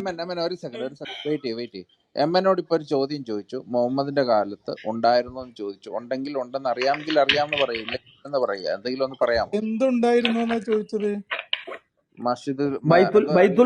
ബൈത്തുൽ മുഖദ്ദസ് എന്ന് നിങ്ങൾ വിളിക്കുന്ന മസ്ജിദുൽ അക്സ എന്ന പള്ളി, ഇന്ന് അവിടെയുള്ള പള്ളി, അത് ഉണ്ടായിരുന്നു എന്നാണ്. മസ്ജിദുൽ അക്സയുടെ ട്രാൻസ്ലേഷൻ നോക്കൂ, എന്താണ് അർത്ഥം എന്ന്. അല്ല, ട്രാൻസ്ലേഷനൊക്കെ നിങ്ങൾ കയ്യിൽ വെക്കി. ട്രാൻസ്ലേഷൻ ഒന്നും അല്ല. നിങ്ങൾ ഇന്ന് പറഞ്ഞ ജെറുസലേമിൽ ഉള്ള ആയതുണ്ടല്ലോ, ബൈത്തുൽ മുഖദ്ദസ് എന്നൊക്കെ നിങ്ങൾ വിളിക്കുന്ന ആ പള്ളി മുഹമ്മദിന്റെ കാലത്ത് ഉണ്ടായിരുന്നതാണ് ചോദ്യം. അങ്ങനെ മുഹമ്മദ് പറഞ്ഞിട്ടുണ്ടോ? ആ ഹദീസ് നിങ്ങൾ വായിച്ചു നോക്ക്. ബൈത്തുൽ മുഖദ്ദസ് ഒന്നും ഒക്കെ അവിടെ പറയുന്നുണ്ടല്ലോ. ഞങ്ങളിവിടെ നിങ്ങൾ വിഷയാവതരണം കേൾക്കാൻ വരാത്തതാണ് നിങ്ങളുടെ പ്രശ്നം. നിങ്ങൾ വിഷയാവതരണം ഞങ്ങളിവിടെ കൃത്യമായിട്ട് പറഞ്ഞു. ഇതിനെതിരെ വരുന്ന വാദങ്ങൾക്ക് മുഹമ്മദ് വളരെ വ്യക്തമായിട്ട് മുഹമ്മദിന്റെ ഈ രാപ്രയാണത്തെ ഖുറൈശികൾ നിഷേധിച്ചപ്പോൾ ഞാൻ ആ ഹിജ്ർ എന്ന് പറയുന്ന ഒരു കല്ലിന്റെ മുകളിൽ കയറി നിന്നു. അപ്പൊ അള്ളാഹു എനിക്കത് കാണിച്ചു തന്നു കഴിഞ്ഞപ്പോൾ ഞാൻ അതിനെ കുറിച്ചുള്ള അവരോട് സംശയം ചോദിച്ചവരോട് വിശദീകരിച്ചു കൊടുത്തു. പിന്നെ ഇബിൻ സാദിന്റെ കിതാബൽ തബാഖത്തൽ കബീർ എന്ന് പറയുന്ന പുസ്തകത്തിനകത്ത് കുറച്ചും കൂടി വിശദീകരിച്ച് ഇബിൻ സാദ് പറയുന്നുണ്ട്. അദ്ദേഹം പറയുന്നത്, അപ്പൊ കേൾവിക്കാരിൽ ചിലർ ചോദിച്ചു അതിന് എത്ര ഡോറുണ്ട്. അപ്പൊ ഡോറുകളുടെ എണ്ണം ഞാൻ അന്ന് കയറിയപ്പോൾ ഞാൻ ഡോറുകളുടെ എണ്ണം നോക്കിയില്ല. ഞാൻ അതുകൊണ്ട് ഡോറുകളുടെ എണ്ണം വരെ ഞാൻ ഓരോന്ന് എണ്ണി പറഞ്ഞു എന്ന് മുഹമ്മദ് പറയുന്നുണ്ട്. അത് നിങ്ങളുടെ പുസ്തകമാണ്, Kitab al Tabaqat al Kabir, book of major classes, അതിനകത്തുള്ളതാണ്. അത് സ്വഹീഹ് ഹദീസ് മുസ്ലിമിലുണ്ട്. അതിൽ ഡോറുകളുടെ എണ്ണം പറയുന്നില്ല. അവിടെ ഇതെനിക്ക് അള്ളാഹു കാണിച്ചു തന്നപ്പോൾ ഞാൻ അതെല്ലാം വിശദീകരിച്ച് പറഞ്ഞു കൊടുത്തു എന്നൊക്കെ പറയുന്നത്. അപ്പൊ ഈ സാധനം ഇത് എങ്ങനെ ശരിയാവുന്നതാണ് ചോദ്യം. കാരണം ചരിത്രപരമായി ഈ പ്രദേശം മുസ്ലിങ്ങളുടെ കയ്യിൽ വരുന്നത് 2ാം ഖലീഫ ഉമറിന്റെ കാലത്താണ്. അത് കഴിഞ്ഞ് ഉമയ്യാദ് ഭരണാധികാരിയായിരുന്ന അബ്ദുൽ മാലിക്കിന്റെ മകൻ അൽ വാലിദാണ് ഇത് പൂർത്തിയാക്കുന്നത്. ഈ സാധനം ഈ AD 705 അതായത് മുഹമ്മദ് മരിക്കുന്നത് AD 632 ആ കാലത്താണ്.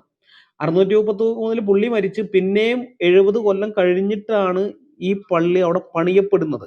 മുഹമ്മദ് മരിച്ച് 70 കൊല്ലം കഴിഞ്ഞ് പണിയപ്പെട്ട ആ പള്ളിക്കകത്ത് മുഹമ്മദ് പോയി 2 റക്കാത്ത് നിസ്കരിച്ചു എന്നൊക്കെ പറയുന്നതിന്റെ ഇതാണ്. നവീകരിക്കുന്നതൊന്നല്ല. ഇല്ല ഉമറിന്റെ കാലത്ത് അവിടെ പള്ളി പണിയാൻ സ്റ്റാർട്ട് ചെയ്യുന്നു. പക്ഷേ മസ്ജിദുൽ അക്സ അവിടെ ഇല്ല. അവിടെ ആകെ ഉണ്ടായിരുന്ന യഹൂദന്മാരുടെ ഒരു സിനഗോഗാണ്. അവിടെ ആകെ ഉണ്ടായിരുന്ന യഹൂദന്മാരുടെ സിനഗോഗ്, ആ സിനഗോഗ് പൊളിച്ചു കളയുകയും ചെയ്തു. അത് മസ്ജിദുൽ അക്സ ഒന്നും അല്ല. അത് മസ്ജിദുൽ അക്സ അല്ല. അത് മസ്ജിദുൽ അക്സ അല്ല സുഹൃത്തെ. അവിടെ ഉണ്ടായിരുന്ന ആകെ യഹൂദന്മാരുടെ ഒരു സിനഗോഗ് മാത്രമാണ്. അത് ടെമ്പിൾ അല്ല. നിങ്ങൾക്ക് യഹൂദന്മാരെ കുറിച്ച് അറിയാഞ്ഞിട്ടാണ്. ടെമ്പിൾ അല്ല. നിങ്ങൾക്ക് അറിയില്ല. അതായത് യഹൂദന്മാരെ സംബന്ധിച്ച് അവർക്ക് ആകെ ഒരു ടെമ്പിൾ ഉള്ളത് ജെറുസലേം ദേവാലയം മാത്രമാണ്. ബാക്കിയുള്ളതെല്ലാം സിനഗോഗുകളാണ്. ഇത് ടെമ്പിൾ വേറെ, സിനഗോഗ് വേറെ. സിനഗോഗ് എന്ന് പറഞ്ഞാൽ ഇവർക്ക് സബത്ത് ദിവസത്തിൽ ഒരുമിച്ച് കൂടാനും തോറ വായിക്കാനും വേണ്ടിയുള്ള സ്ഥലം. അവിടെ യാഗാർപ്പണങ്ങളില്ല, ആരാധനയില്ല, ഒന്നുമില്ല. അപ്പൊ ഇത് രണ്ടാണ്. ഉമറിന്റെ കാലത്ത് ഏറ്റെടുക്കല്ലോ. ഉമറിന്റെ കാലത്ത് അവിടെ ഇല്ല സുഹൃത്തെ. നിങ്ങൾ ചരിത്രരേഖ ഉണ്ടാ മുഹമ്മദിന്റെ കാലത്ത് അവിടെ ഉമറിന്റെ കാലത്ത് ഇല്ലെന്ന്. ഇല്ലാത്തൊരു സാധനം എങ്ങനെ ഏറ്റെടുക്കുന്നത് നിങ്ങൾ പറഞ്ഞു? നിങ്ങൾ ഇതുവരെയായിട്ട് നിങ്ങളൊരു തെളിവ് കൊണ്ടുവന്നോ? തെളിവല്ല, ഞങ്ങൾ ഹദീസ് വായിച്ചതൂടെ. ജയ്സ് ബ്രദർ കംപ്ലീറ്റ് ചെയ്യേ. ഒരാൾക്ക് പറയട്ടെ. ജയ്സ് ബ്രദർ പറഞ്ഞു എന്താ പറയാൻ വന്ന? അല്ല ഇല്ലാതെ ഇപ്പൊ ഇവിടെ പറയുന്നത് നമ്മൾ അവിടെ നിന്ന് മസ്ജിദുൽ അക്സ ഉണ്ടായിരുന്നത് ഇല്ലായിരുന്നുള്ളതിന് തെളിവ് വരണമെന്ന്.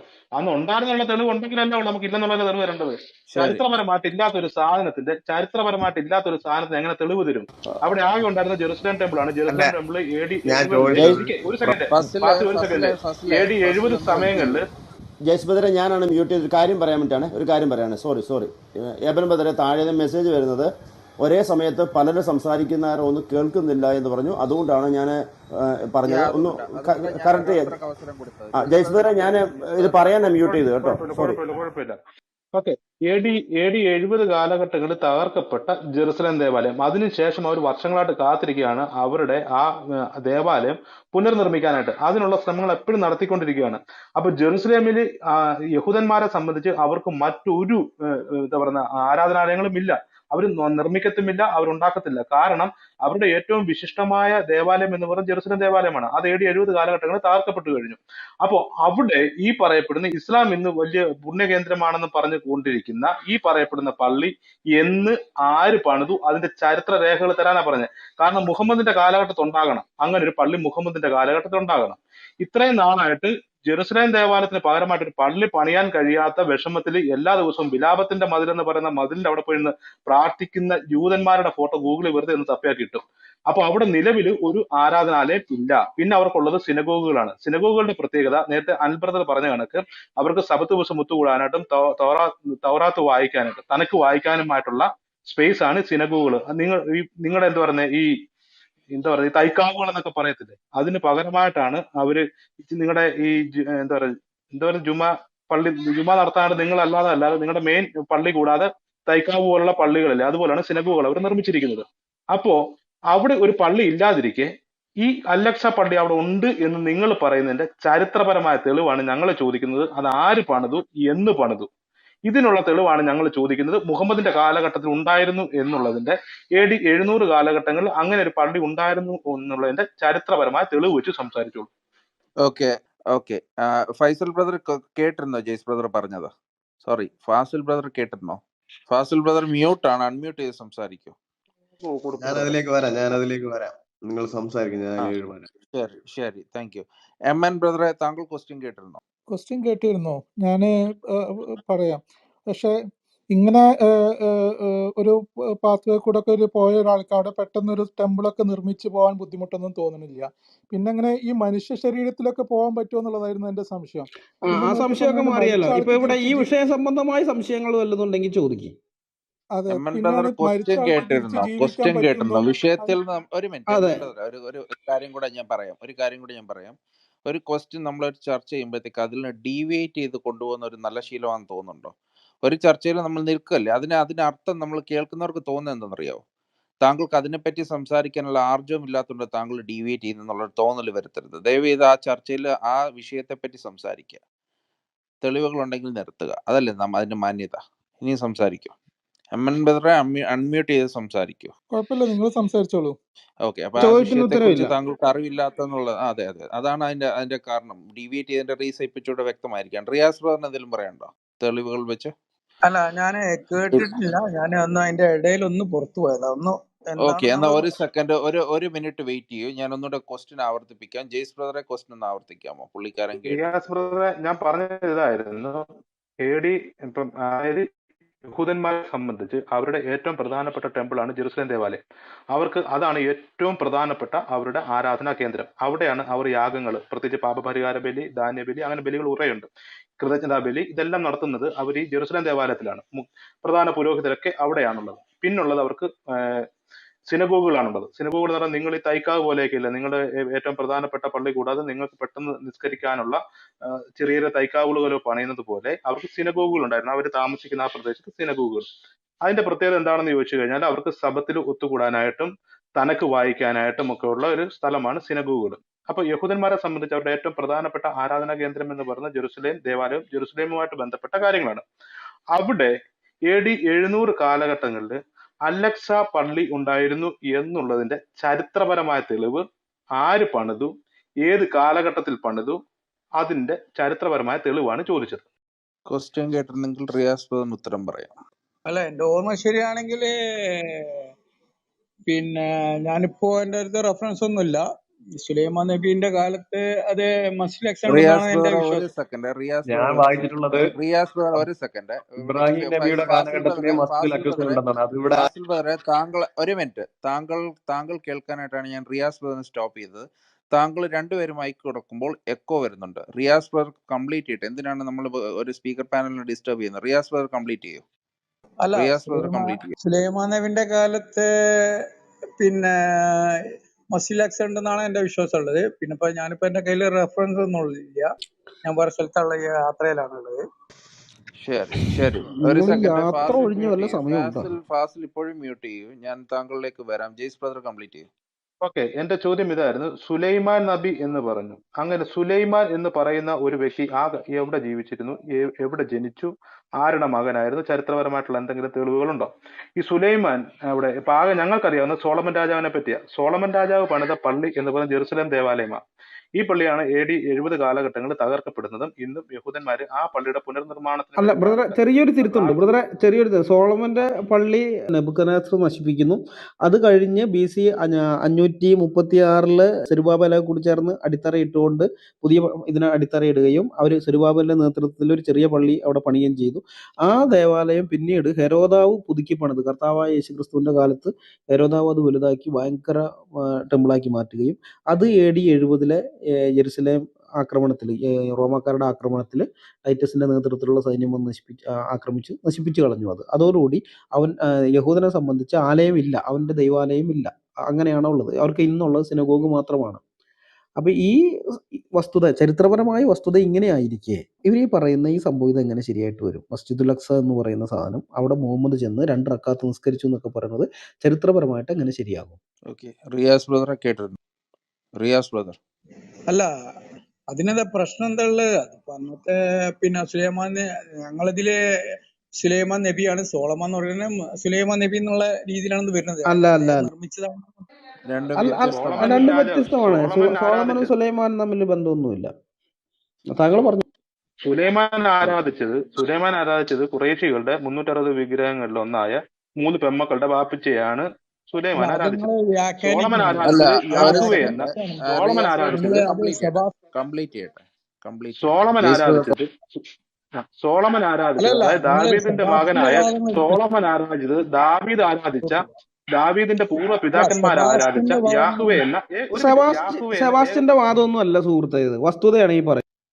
നിങ്ങളുടെ ഖുറാനകത്തുള്ള കാര്യം ഞാനീ പറഞ്ഞത്. 3 പെൺമക്കളുടെ വാപ്പിച്ചയായിരുന്നു മുഹമ്മദിന് മുമ്പ് മുഹമ്മദിന്റെ വാപ്പയായ അബ്ദുള്ള അതൊക്കെ ഉൾപ്പെടെ ആരാധിച്ച അള്ളാഹു 3 പെൺമക്കളുടെ അനിൽബ്രദറെ, വാപ്പിച്ചയായിരുന്നു. നിങ്ങൾ ഈ 3 ഇതൊക്കെ ഒരു പെൺമക്കളുടെ തള്ളാണ്. വാപ്പിച്ച ആരാധിച്ച നിങ്ങൾക്ക് സുലൈമാനാണോ? വാദത്തിനും വേണ്ടി ഈ 3 പെൺമക്കളുടെ വാപ്പിച്ചയായ സുലൈമാൻ ജെറുസലേമിൽ കൊണ്ട് പള്ളി പണിതെന്നുള്ള ചരിത്രപരമായ തെളിവാണ് ഞങ്ങൾ ചോദിക്കുന്നത്. അനിൽബ്രദറെ, സുലൈമാൻ നിങ്ങൾ ഇതൊക്കെ ജെയ്സ് ബ്രദർ വാദത്തിന് ഒന്ന് മ്യൂട്ട് ചെയ്യാമോ? ജെയ്സ് ബ്രദർ ഒന്ന് മ്യൂട്ട് ചെയ്യാം. റിയാസ് സംസാരിക്കും. റിയാസ് ഇപ്പൊ സംസാരിക്കും. ഇപ്പൊ താങ്കളുടെ അവസരമാണ്. അനിൽ ബ്രദർ ഇതൊക്കെ ഒരു വാദത്തിന് വേണ്ടി ജയിക്കാൻ വേണ്ടിയിട്ട് അത് അങ്ങനത്തെ ആള് അങ്ങനെയാണ്.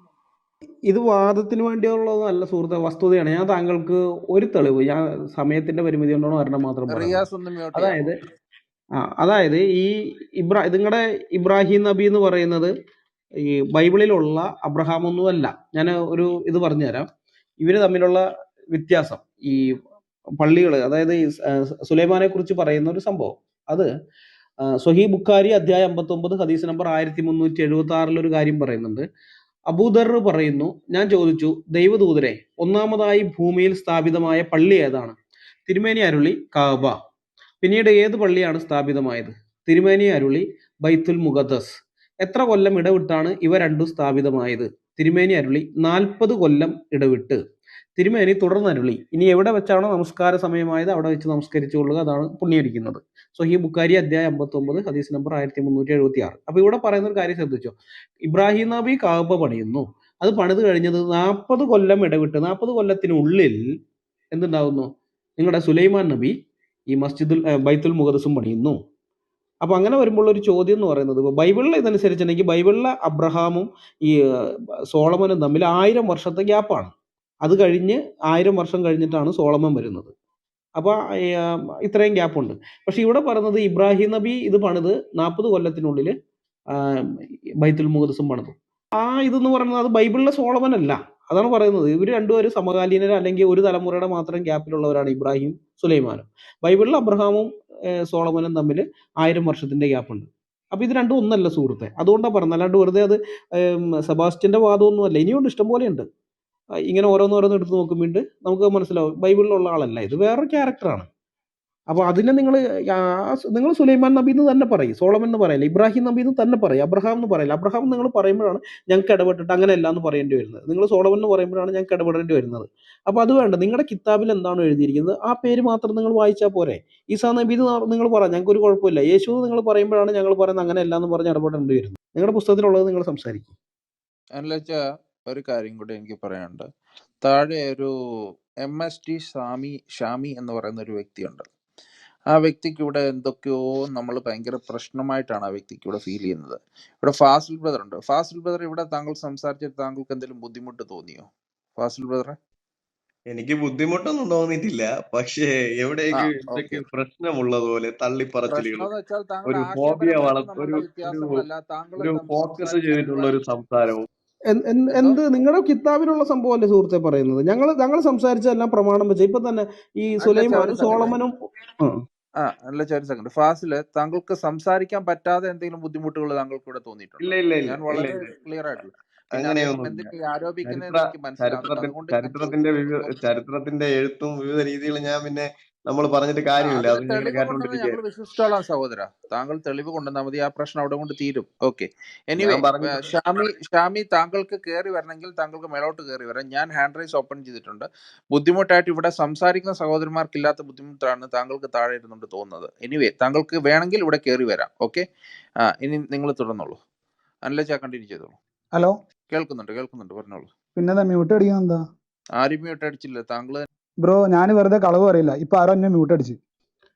ഇതിപ്പോ താങ്കളുടെ നമ്പറാണ്. ഇവിടെ ഇതുവരെ സംസാരിച്ചവരാരും ഇതുവരെ നമ്പറോ? ഇനി പറയൂ ബ്രോ, നിങ്ങളെ എന്താ കാര്യം മോഡായിട്ടുള്ള പറയൂ. ആരോട് ചോദിച്ചു നോക്കി, ഇന്നിപ്പോ ഒരാൾ മ്യൂട്ട് അടിച്ച്. അത് ഇടയ്ക്കിടയ്ക്ക് മ്യൂട്ട് ശരി, ചെയ്യും. കുഴപ്പമില്ല. നമ്മൾ മ്യൂട്ട് സംസാരിച്ചു അടിച്ചെങ്കിൽ തുടങ്ങി. മോഡറേറ്റർ ഇനി പറഞ്ഞോളൂ, താങ്കൾ പറയും. നമ്മളെ നമ്പറാന്ന് പറയാൻ നിൽക്കരുത് ബ്രോ. പിന്നെ ഞാൻ പറയാനുള്ള കാരണം എന്താ പറയുക, ഞാൻ നിങ്ങളെ ബ്രോ പറഞ്ഞ മാതിരി ഒന്നും ഞാൻ അവിടെ ടെക്സ്റ്റ് ആക്കിയില്ല. അത് വേണമെങ്കിൽ ഒന്ന് എടുത്ത് DP ഞാൻ വായിച്ചു കാണിച്ചു കേൾപ്പിക്കട്ടെ. നിങ്ങൾ സംസാരം കേട്ടാൽ ആരും വരില്ല. നിങ്ങൾ അറിയില്ല, കിടന്നുരുളരുത്. ഇവിടെ ആരാ ഉരുണ്ടത്? ഇവിടെ എന്താണ് ബ്രോ, ഉരുണ്ടത്? നിങ്ങൾ ഓഡിയൻസിൽ നിന്ന് ഒരാളെ വിളിച്ച് ചോദിച്ചു നോക്ക്, നിങ്ങൾ ഉരുണ്ട് കളിക്കുന്നുണ്ട്. അതുകൊണ്ടാണ് അങ്ങനെ പറഞ്ഞത്. തെളിവ് ഞങ്ങൾ ചോദിച്ചിട്ട് ഞങ്ങൾ ഉരുണ്ടുന്നോ? അപ്പൊ എന്ത് തെളിവ് തെളിവ്? തരാത്ത എന്നോട് ക്വസ്റ്റ്യൻ നിങ്ങളല്ലേ ചോദിക്കും. ഉരുണ്ടത്? ക്വസ്റ്റ്യൻ ചോദിക്കാം, വെയിറ്റ് ചെയ്യും. ക്വസ്റ്റ്യൻ താങ്കളോട്. ഞാനാണ് MSD മ്യൂട്ട് ചെയ്തത്. ഇപ്പൊ ഇങ്ങനെയുള്ള ചോദ്യം ക്വസ്റ്റ്യൻ ചോദിച്ചില്ലായിരുന്നോ? ഒരു മിനിറ്റ്, അല്ലാതെ ക്വസ്റ്റ്യൻ ഞങ്ങളിവിടെ കുറെ നേരമായി ചോദിച്ചോണ്ടിരിക്കുന്നതേ. കുറെ നേരമായി ചോദിച്ചത്. ഈ പുള്ളി ഇനി എനിക്കും MSD മ്യൂട്ട് ചെയ്യും. പുള്ളി ഞാനാ എനിക്കും മ്യൂട്ട് ബാക്ക് ചെയ്യുന്നത്. ചാനലിൽ മെസ്സേജ് MSD മ്യൂട്ട് അയച്ചിട്ടുണ്ട്. ചെയ്യും. ഈ പുള്ളി എനിക്കും സംസാരിക്കാൻ ബാക്ക് ചാനലിൽ മെസ്സേജ് അയച്ചത് ഞാൻ ഇപ്പോഴാണ് കാണുന്നത്. എന്ത് വസ്തുതാടോ? നിനക്കോ ഇതൊക്കെ പഠിച്ചു തുടങ്ങുന്നേ ഉള്ളൂ. മുഴുവനും പഠിക്ക്, എന്നിട്ട് എന്നെ പിങ് ആക്ക്. ഇപ്പൊ നിങ്ങൾ ഉരുണ്ട് കളിക്കണം. അതാണ് കോയന്റെ അതെ ഇങ്ങനെയാണ്. അപ്പൊ നിനക്ക് ഇതൊക്കെ പഠിച്ചു തുടങ്ങുന്നുള്ളൂ എന്നൊക്കെ നമ്മളോട് പറയുന്നത്. ഏത് എനിക്ക് MSDയോട് പറയാനുണ്ട്. ഒരു സെക്കൻഡ്. MSD ഒരു മിനിറ്റ്, ഞാൻ കാര്യം പറയട്ടെ. ഒന്ന് മ്യൂട്ട് ചെയ്ത്. നിങ്ങൾക്ക് ഒരാൾക്ക് സംസാരിക്കാൻ പറ്റുമെങ്കിൽ ഓനോട് ഞാൻ സംസാരിക്കാം. ഓന് ബുദ്ധിമുട്ട് വല്ലതും ഉണ്ടാ? ഒരു സെക്കൻഡ്. ലേവൻ ബ്രോ, ഇവിടെ ഉരുണ്ട് കളിച്ച കാര്യങ്ങൾ ഓരോന്നായിട്ടൊന്ന് പറ. നമ്മുടെ കൂട്ടത്തിലുള്ളവർ ജോൺ ബ്രദർ ഒന്ന് മ്യൂട്ട് ചെയ്ത്. നമ്മൾ അസഹിഷ്ണുത ആവരുത്. ഓക്കെ. MSD താങ്കൾ ഒന്ന് മ്യൂട്ട് ചെയ്താൽ മതി. MSD ഒന്ന് മ്യൂട്ട് ചെയ്ത്. ഇനി ഞാൻ പറഞ്ഞിട്ട് MSD മൈക്ക് ഓൺ ആക്കിയാൽ മതി. ഓക്കെ. ഇനി ആരാ നമ്മുടെ കൂട്ടത്തിൽ സംസാരിക്കുന്നത്? അനലജാനാണോ ജെയ്സ് ബ്രദർ ആണോ സംസാരിക്കാന്ന് പറഞ്ഞത്? അല്ല, ഇതില് ഒരു കാര്യം കൺഫേം ചെയ്യാനുണ്ട്. അനീസ്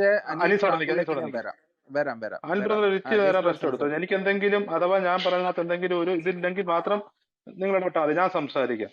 ഓക്കെ, ശരി. MHD, ഇവിടെ ഞങ്ങളുടെ വിഷയം ഇതായിരുന്നു. ഈ മുഹമ്മദ് ഇവിടെ നമ്മുടെ സ്പേസ് ഷട്ടിൽ ഇല്ലാതെ അള്ളാഹുവിനെ കാണാൻ ഒരു പോക്ക് പോകുന്നുണ്ട്. ബുറാഖ് എന്ന് പറയുന്ന ഒരു സാധനത്തിന്റെ മുകളിൽ കയറി അള്ളാഹുവിനെ കാണാൻ പോകുന്നൊരു പോക്ക്.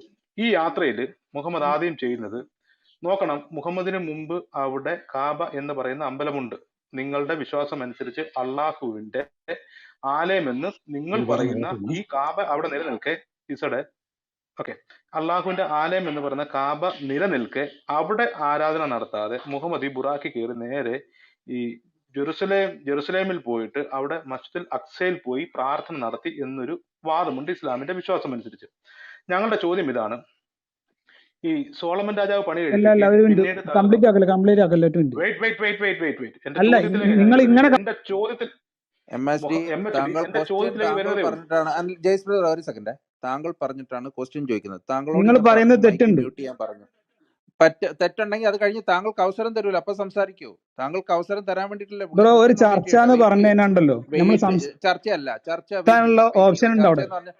തിരുത്താനുള്ള ഓപ്ഷൻ ഇല്ല, ചർച്ച ആയിട്ട് മോഡറേറ്റർ ആണ് എടുക്കരുത് ബ്രോ. തീരുമാനിക്കുക, തിരുത്തല്ല. താങ്കൾക്ക് റെഫ്യൂട്ട് ചെയ്യണമെങ്കിൽ തിരുത്താനുള്ള ഓപ്ഷൻ ഇല്ല, പിന്നെ ചർച്ച ആയിട്ട് എടുക്കാൻ നിൽക്കുക. സഹോദര ശരി, താങ്കളൊന്ന് മ്യൂട്ട് ചെയ്യുക സഹോദര. ഇത് കഴിഞ്ഞിട്ട് തിരുത്തെന്ന് പറഞ്ഞ എന്താ ഞാൻ പറഞ്ഞതിനകത്ത്, അത് ഞാൻ പറഞ്ഞു വന്ന ഇങ്ങനെയായിരുന്നു. മുഹമ്മദ് ജനിക്കുന്നതിന് മുമ്പ് ഖുറേഷികൾ ആരാധിച്ച 360 വിഗ്രഹങ്ങളെ വെച്ച് ആരാധിച്ച 3 പെമ്മക്കളുടെ ബാപ്പിച്ച് ആരാധിച്ച കാബ എന്ന് പറയുന്ന അമ്പലം അവിടെ ഉണ്ടായിരുന്നു. ശരിയാണോ അല്ലയോ? ഉണ്ടായിരുന്നു. കണ്ടിന്യൂ ഉണ്ടായിരുന്നല്ലോ. ഓക്കെ, അപ്പൊ ഇത് എവിടെ തെറ്റ്? ഇതെന്ത് തെറ്റാ ഞാൻ പറഞ്ഞു? നീ പറയും, നീ ഫുള്ള് പറഞ്ഞിട്ടില്ലേ? നീ ഇത്രയും നേരം പറഞ്ഞത് നീ ഫുള്ള് പറഞ്ഞിട്ടില്ല. മുഹമ്മദിന്റെ സ്വഭാവം എന്റെ കാണിക്കരുത്. മുഹമ്മദിന്റെ സ്വഭാവം ഇവിടെ വന്നിട്ട് കാണിക്കരുത്. നിങ്ങള് അവഹേളിക്കാത്ത രീതിയിൽ സംസാരിക്കുക. മുഹമ്മദിന്റെ സ്വഭാവം ഇങ്ങനെയുള്ള സംസാരിക്കുന്ന കാര്യമില്ല. അല്ല, മുഹമ്മദിന്റെ സ്വഭാവം കാണിക്കുമ്പോ പിന്നെ മുഹമ്മദിന്റെ അത് മോശമായ സംസാരമല്ലേ ഒരു സഹോദര? മോശമില്ല. നിങ്ങൾ ബ്രദർ എന്ന് എന്നെ വിളിച്ചിട്ട് മുഹമ്മദിന്റെ സ്വഭാവം അപ്പുറത്ത് മുഹമ്മദിന്റെ സ്വഭാവം കാണിക്കുമ്പോൾ അല്ല, ഫസ്റ്റ് കേബിള മസ്ജിദുൽ അക്സ ആയിരുന്നു കേട്ടോ. ഫസ്റ്റ് കേബിള സംസാരിച്ചു കഴിഞ്ഞാലേ ഞാൻ ഒരു കാര്യം പറയാം. ഓഡിയൻസുകളുണ്ട്, നമ്മൾ പറയുന്ന ഓരോ വാക്കുകളും അവർ കേൾക്കുകയും പഠിക്കുകയും ചെയ്തുകൊണ്ടിരിക്കുകയാണ്. ഇതിന്റെ ഇടയ്ക്ക് മോഡറേറ്റ് ഞാൻ ഒരു കാര്യം ചോദിക്കട്ടെ? മാന്യമായി സംസാരിക്കുമ്പോ എന്താണ് മുഹമ്മദ് ഏബൻ ബദറെ മോഡ് ചെയ്യൂ. എല്ലാരും കയറി സംസാരിപ്പിക്കരുത്. ക്വസ്റ്റ്യൻ മാത്രം ഫോക്കസ് ചെയ്ത് ഡിവേറ്റ് ചെയ്യണ്ട പ്ലീസ്. കേൾക്കുന്നുണ്ടോ? കേൾക്കാം.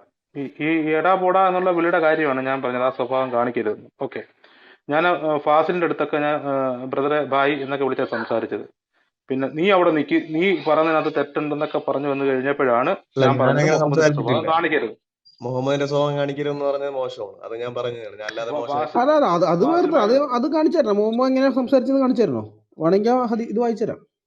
അത് വെച്ച് നോക്കുമ്പോ ഈ പുള്ളിയൊക്കെ ഡീസന്റ്. അനിൽ ബ്രദറെ ക്വസ്റ്റ്യൻ പറ, നിങ്ങൾ അവിടെ കിടന്ന് ഉരുളാതെ. റിയാസ് അവിടെ നിൽക്കി, റിയാസ് വന്ന് കയറിയതല്ലേ ഉള്ളൂ, വിഷമിക്കാതെ. ഞങ്ങൾ തുടങ്ങാം, ഞങ്ങൾ അങ്ങോട്ട് ചോദിക്കാൻ പോവാ. സംസാരിക്കുന്ന ഫാസിലാണോ റിയാസ് സംസാരിക്കട്ടെ?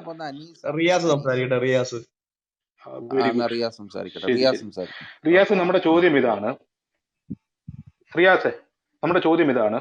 നിങ്ങളുടെ പൾസ് പറഞ്ഞിട്ട് മറുപടി പറയാം. ഓക്കെ. ഇപ്പൊ നമ്മുടെ വിഷയം ഇതാണ്.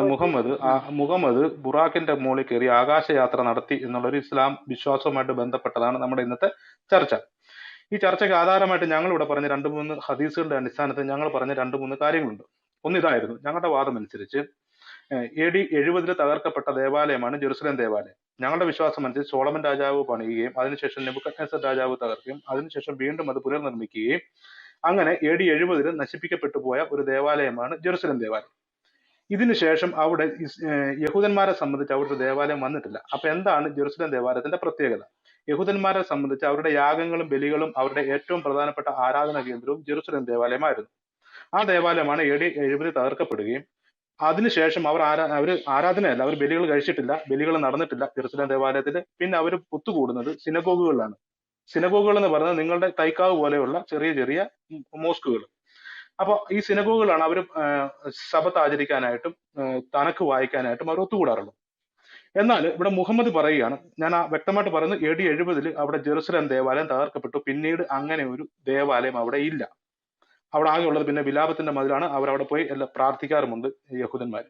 എന്നാൽ മുഹമ്മദ് ഇവിടെ പറയുകയാണ്, അദ്ദേഹം ബുറാക്കിന്റെ മുകളിൽ കയറി ജെറുസലേമിൽ ചെന്നു അവിടെ മസ്ജിദുൽ അക്സയിൽ പ്രാർത്ഥിച്ചു, അവിടെ ബുറാക്കിനെ പുറത്ത് കെട്ടിയിട്ടിട്ട് അകത്ത് കയറി പ്രാർത്ഥിച്ചു എന്നൊക്കെ ഇസ്ലാമിന്റെ പ്രമാണത്തിൽ പഠിപ്പിക്കുന്നു. AD 700 മുമ്പ് മസ്ജിദുൽ അക്സ എന്ന് പറയുന്ന ഒരു ഇസ്ലാമിക ആരാധന കേന്ദ്രം ഉണ്ടായിരുന്നു എന്നുള്ളതിന്റെ ചരിത്രപരമായ തെളിവ്, ആര് പണി കഴിപ്പിച്ചു, ഏത് കാലഘട്ടത്തിൽ ഈ പള്ളി പണി കഴിപ്പിച്ചു, ഇതിന്റെ വസ്തുതയാണ് ഞങ്ങൾ ചോദിക്കുന്നത്. മറുപടി ഉണ്ടെങ്കിൽ താങ്കൾ. അവിടെ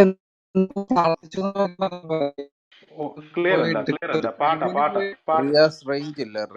റിയാസ് പറയുന്ന റേഞ്ച് ഇല്ല കേട്ടോ. റിയാസ് കേൾക്കുന്നുണ്ടോ? പറയുന്ന കേൾക്കുന്നുണ്ടോ? ഒന്നുകൂടെ പറഞ്ഞേ. റിയാസ് ഒന്ന് പുറത്തു പോയി വന്നാൽ മതി. പിന്നെ ഞാനത് ഇപ്പൊ കേൾക്കാം. പ്രവാചകൻ എന്തിനാണ് അവിടെ പോയി പ്രാർത്ഥിച്ചതെന്നുള്ള കാര്യം പറഞ്ഞാൽ മതിയോ? അല്ല, അത് ഞങ്ങൾക്ക് അവിടെ അങ്ങനെ ഒരു പള്ളി മുഹമ്മദ് ജീവിച്ചിരുന്നതിന് മുമ്പായിട്ട് അവിടെ അങ്ങനെ ഒരു പള്ളി ഉണ്ടായിരുന്നുവെന്നും ഈ പള്ളി ഏത് കാലഘട്ടത്തിൽ പണിതാണെന്നും ആരാണ് പണി കഴിപ്പിച്ചതെന്നും അതിന്റെ ചരിത്രപരമായ വസ്തുതകൾ വെച്ചൊന്ന് സംസാരിക്കണം ആദ്യം. അതിനുശേഷം പിന്നെ പുള്ളി എന്തിനാണ് അവിടെ പോയി പ്രാർത്ഥിച്ചത് അത് നമുക്ക് അടുത്ത വിഷയമായിട്ട് അടുത്ത ചോദ്യം എന്റെ ആദ്യം ഇതിന് നിങ്ങൾ തന്നെ അംഗീകരിച്ചുല്ലോ, സുലൈമാൻ പ്രവാചകനാണ് പണി കഴിപ്പിച്ചതെന്നുള്ള കാര്യം നിങ്ങൾ തന്നെ അംഗീകരിച്ചുല്ലോ. സുലൈമാൻ ഇല്ല പ്രവാചകനാ? അങ്ങനെയാണ് ഏത് സുലൈമാൻ പ്രവാചകനാ? എവിടുത്തെ സുലൈമാൻ? സോളമൻ ചക്രവർത്തി നിങ്ങൾ എന്തോ പറഞ്ഞല്ലോ. അപ്പൊ അനിലിപ്പോ നേരത്തെ വായിച്ച ശ്ശോ, ഹദീസോ? ഇതാണ് ഇവറ്റങ്ങളോട് എത്ര അനില് നേരത്തെ ഒരു ഹദീസ് വായിച്ചല്ലോ. എല്ലാവരും കൂടെ ഇടയ്ക്കല്ലേ. റിയാസ് പറയും. അഫ്സൽ അവിടെ മൈക്ക് മ്യൂട്ട് ചെയ്യും പ്ലീസ്. അഫ്സലെ, ഞാൻ സമ്മതിച്ചു എന്നാണ് പറഞ്ഞത്. ഞാനിവിടെ സമ്മതിച്ചിട്ടില്ല സുലൈമാൻ നബിയാണ് പണിതത് എന്ന് ഞാൻ സമ്മതിച്ചിട്ടില്ല. ഞാൻ പറഞ്ഞത് സോളമൻ രാജാവ്, അതായത് യഹൂദന്മാരുടെ വിശ്വാസം അനുസരിച്ച് അവിടെ ഏറ്റവും പ്രധാനപ്പെട്ട രാജാവായ ഈ ദാവീദ് രാജാവിന്റെ മകനാണ് സോളമൻ രാജാവ്. സോളമൻ രാജാവ് ആ ദാവീദ് സോളമൻ രാജാവ് രാജാവ് തന്നെയാണ് ഇസ്ലാമിലെ സുലൈമാൻ എന്ന് പറയുന്നത്. മനസ്സിലായില്ലേ? അപ്പോ ദാവീദ് രാജാവിന്റെ ജയ്സ് പൂർവികർ ബ്രദറെ ഒറ്റ മിനിറ്റ്. ദാവീദ് അതായത് എന്ന് പറയുന്നതാണ്. അല്ലല്ല, ഒറ്റ മിനിറ്റ് ഞാനൊന്ന് പറയാം. അതായത് ഇവിടെ ഇരിക്കുന്ന റിയാസ് കോഴിക്കോടാന്ന് വിചാരിക്കാം. നമ്മുടെ കോയമ്പത്തൂർ റിയാസ് ഉണ്ട്. ആ റിയാസ് ആണ് ഈ റിയാസ് എന്ന് പറയുന്ന പോലെ ഉണ്ട്. അത് രണ്ടും ഒരേ റിയാസ് ആണോ? റിയാസ് അങ്ങനല്ല പറഞ്ഞുതരാം. അതിന്റെ നിങ്ങൾ വ്യത്യാസം ഞാൻ നിങ്ങൾ പറഞ്ഞുതരാം. അതിനകത്തൊരു തീരുമാനം റിയാസ് തീരുമാനമാക്കി തരാം. അപ്പം ദാവീദിന്റെ മകനാണ് സോളമൻ രാജാവ്. ദാവീദിന്റെ പൂർവികര് ജസ്സ ഉൾപ്പെടെയുള്ള പൂർവികരെല്ലാവരും ആരാധിച്ചിരുന്നത് യാഹു എന്ന യഹൂദർ ഇന്നും ആരാധിക്കുന്ന യാഹു എന്ന ഏക സത്യദൈവത്തെയാണ് ആരാധിച്ചിരുന്നത്. എന്നാൽ നിങ്ങൾ ഈ പറഞ്ഞ സുലൈമാൻ രാജാവ്, സുലൈമാൻ എന്ന് പറയുന്ന വ്യക്തി, ഒരു സെക്കൻഡ് സുഹൃത്തെ റിയാസ്, ഒരു സെക്കൻഡ്. നിങ്ങൾ പറയുന്ന സുലൈമാൻ, നിങ്ങൾ വിളിക്കുന്ന സുലൈമാൻ എന്ന് പറയുന്ന വ്യക്തി എവിടെ ജനിച്ചു, ആരുടെ മകനാണ്? അദ്ദേഹം ആരാധിച്ചത് നിങ്ങളുടെ വിശ്വാസം അനുസരിച്ച് മുഹമ്മദിന്റെ ബാപ്പയായ അബ്ദുള്ള ഉൾപ്പെടെയുള്ള ഖുറേഷികൾ ആരാധിച്ച 3 പെൺമക്കളുടെ ബാപ്പിച്ചയായ അള്ളാഹുവിനെയാണ് ആരാധിച്ചത്. ഈ അള്ളാഹുവിനെ ആരാധിച്ച സുലൈമാൻ രാജാവ് എന്ന് ആണോ ഈ സുലൈമാൻ രാജാവാണോ ഈ ജെറുസലേം ദേവാലയം പണി കഴിപ്പിച്ചത്? ഒന്നാമത്തെ ചോദ്യം അതാ, ആണോ ഇല്ലയോ? ജെറുസലേം ദേവാലയം പണി കഴിപ്പിച്ചത് ഖുറേഷികളുടെ 3 പെൺമക്കളുടെ ബാപ്പിച്ചയായ അള്ളാഹുവിനെ ആരാധിച്ച തീർച്ചയായിട്ടും അതെ. അതായത് ഖുറേഷി ഗോത്ര ദൈവത്തെ ആരാധിച്ച വ്യക്തിയാണോ ജെറുസലേം ദേവാലയം പണി കഴിപ്പിച്ചത്? ഖുറേഷികളുടെ 3 പെൺമക്കളുടെ ബാപ്പിച്ച് ആരാധിക്കാൻ വേണ്ടിയിട്ടും ആ ബാപ്പിച്ചയ്ക്ക് വേണ്ടിയിട്ട് ഖുറേഷികളുടെ 3 പെൺമക്കളുടെ ബാപ്പിച്ചയ്ക്ക് ബലി അർപ്പിക്കാൻ വേണ്ടിയിട്ട് നിർമ്മിച്ച ദേവാലയമാണോ ഈ ജെറുസലേം ദേവാലയം? തെളിവ് വെച്ച് സംസാരിച്ചോളൂ സുഹൃത്തെ.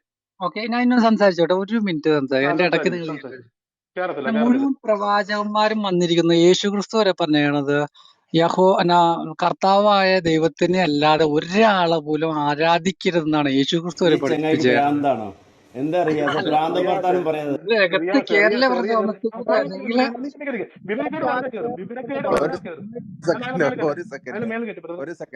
അല്ല, ഇത് മദ്രസയിൽ കിട്ടിയ സംഭവമാണ്. അത് അവിടെ കയ്യിൽ വെക്കുക, അതല്ല ഇവിടത്തെ വിഷയം. മദ്രസയിൽ ഉസ്താദുമാര് പഠിപ്പിച്ചെന്ന് ഇവിടെ തുപ്പല്ലേ? അഫ്സലെ മ്യൂട്ട് ചെയ്ത് അവര് സംസാരിക്കട്ടെ. അല്ല, അത് വേറെ ചോദ്യമാണ് ബ്രദറെ, അത് വേറെ ചോദ്യം. പക്ഷെ ഇത് ഇവിടുത്തെ വിഷയം അതല്ലല്ലോ. ഇത് ഒരു കാര്യം ചോദിക്കുമ്പോ ഉടനെ പിന്നെ ഉസ്താദ് പറഞ്ഞു ഇവിടെ വിളമ്പിട്ട്. അല്ല, ഞാൻ സംസാരിക്കാം. ഞാൻ ഒരു പോയിന്റ് റേസ് ചെയ്യട്ടെ. അതായത് ഈ ജൂതായിസം, ക്രിസ്ത്യാനിറ്റി, ഇസ്ലാം, ഈ 3 മതങ്ങളെ അബ്രഹാമിക് റിലീജിയൻ എന്നാണ് പറയുന്നത്. അക്സയിലോട്ട് കൊണ്ടുപോവാ പ്ലീസ്. അക്സയിലോട്ട്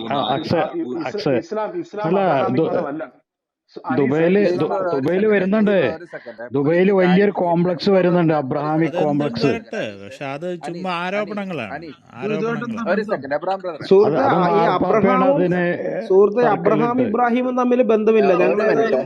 ഞങ്ങൾ അടുത്ത് തന്നെ ഒരു വിഷയം ഞങ്ങൾ ദൈവം അനുവദിച്ച നാളെ ആ വിഷയം ഇടാം. അബ്രഹാം ഇബ്രാഹിം ഒന്നല്ല എന്നും പറഞ്ഞുകൊണ്ട് അത് വേറെ വിഷയമാണ്. അപ്പൊ ഒന്ന് സംസാരിച്ചോ. ഇവിടുത്തെ ഒരു ചോദ്യം ഡയറക്റ്റ് വന്നു. താങ്കൾ ചോദ്യം ഡയറക്റ്റ് ഉത്തരം വിട്ടു. എന്തിനാണ് നമ്മൾ ഈ നേരത്തെ ഒരു സഹോദരൻ ചോദിച്ചോളൂ, ഈ ഉരുണ്ട് കളിക്കുന്നതെന്ന് പുള്ളിക്കാരൻ പറഞ്ഞ അത് വാക്ക് കടമെടുത്തോണ്ട് ഞാൻ ചോദിക്കുന്നത്. എന്തിനാണ് നമ്മൾ അങ്ങനെ സംസാരിക്കുന്നത്? നമ്മൾ ഡയറക്റ്റ് ക്വസ്റ്റ്യനിലേക്ക് വാ, അതിന് ഉത്തരം പറയും. അതെ, ഈ മസ്ജിദുൽ അക്സ മുസ്ലിങ്ങൾ ആദ്യത്തെ ഖിബിലായിരുന്നല്ലോ. മുസ്ലിങ്ങൾ മസ്ജിദുൽ അക്സയിലോട്ട് തിരിഞ്ഞിട്ടായിരുന്നു നമസ്കരിച്ചിരുന്നത്.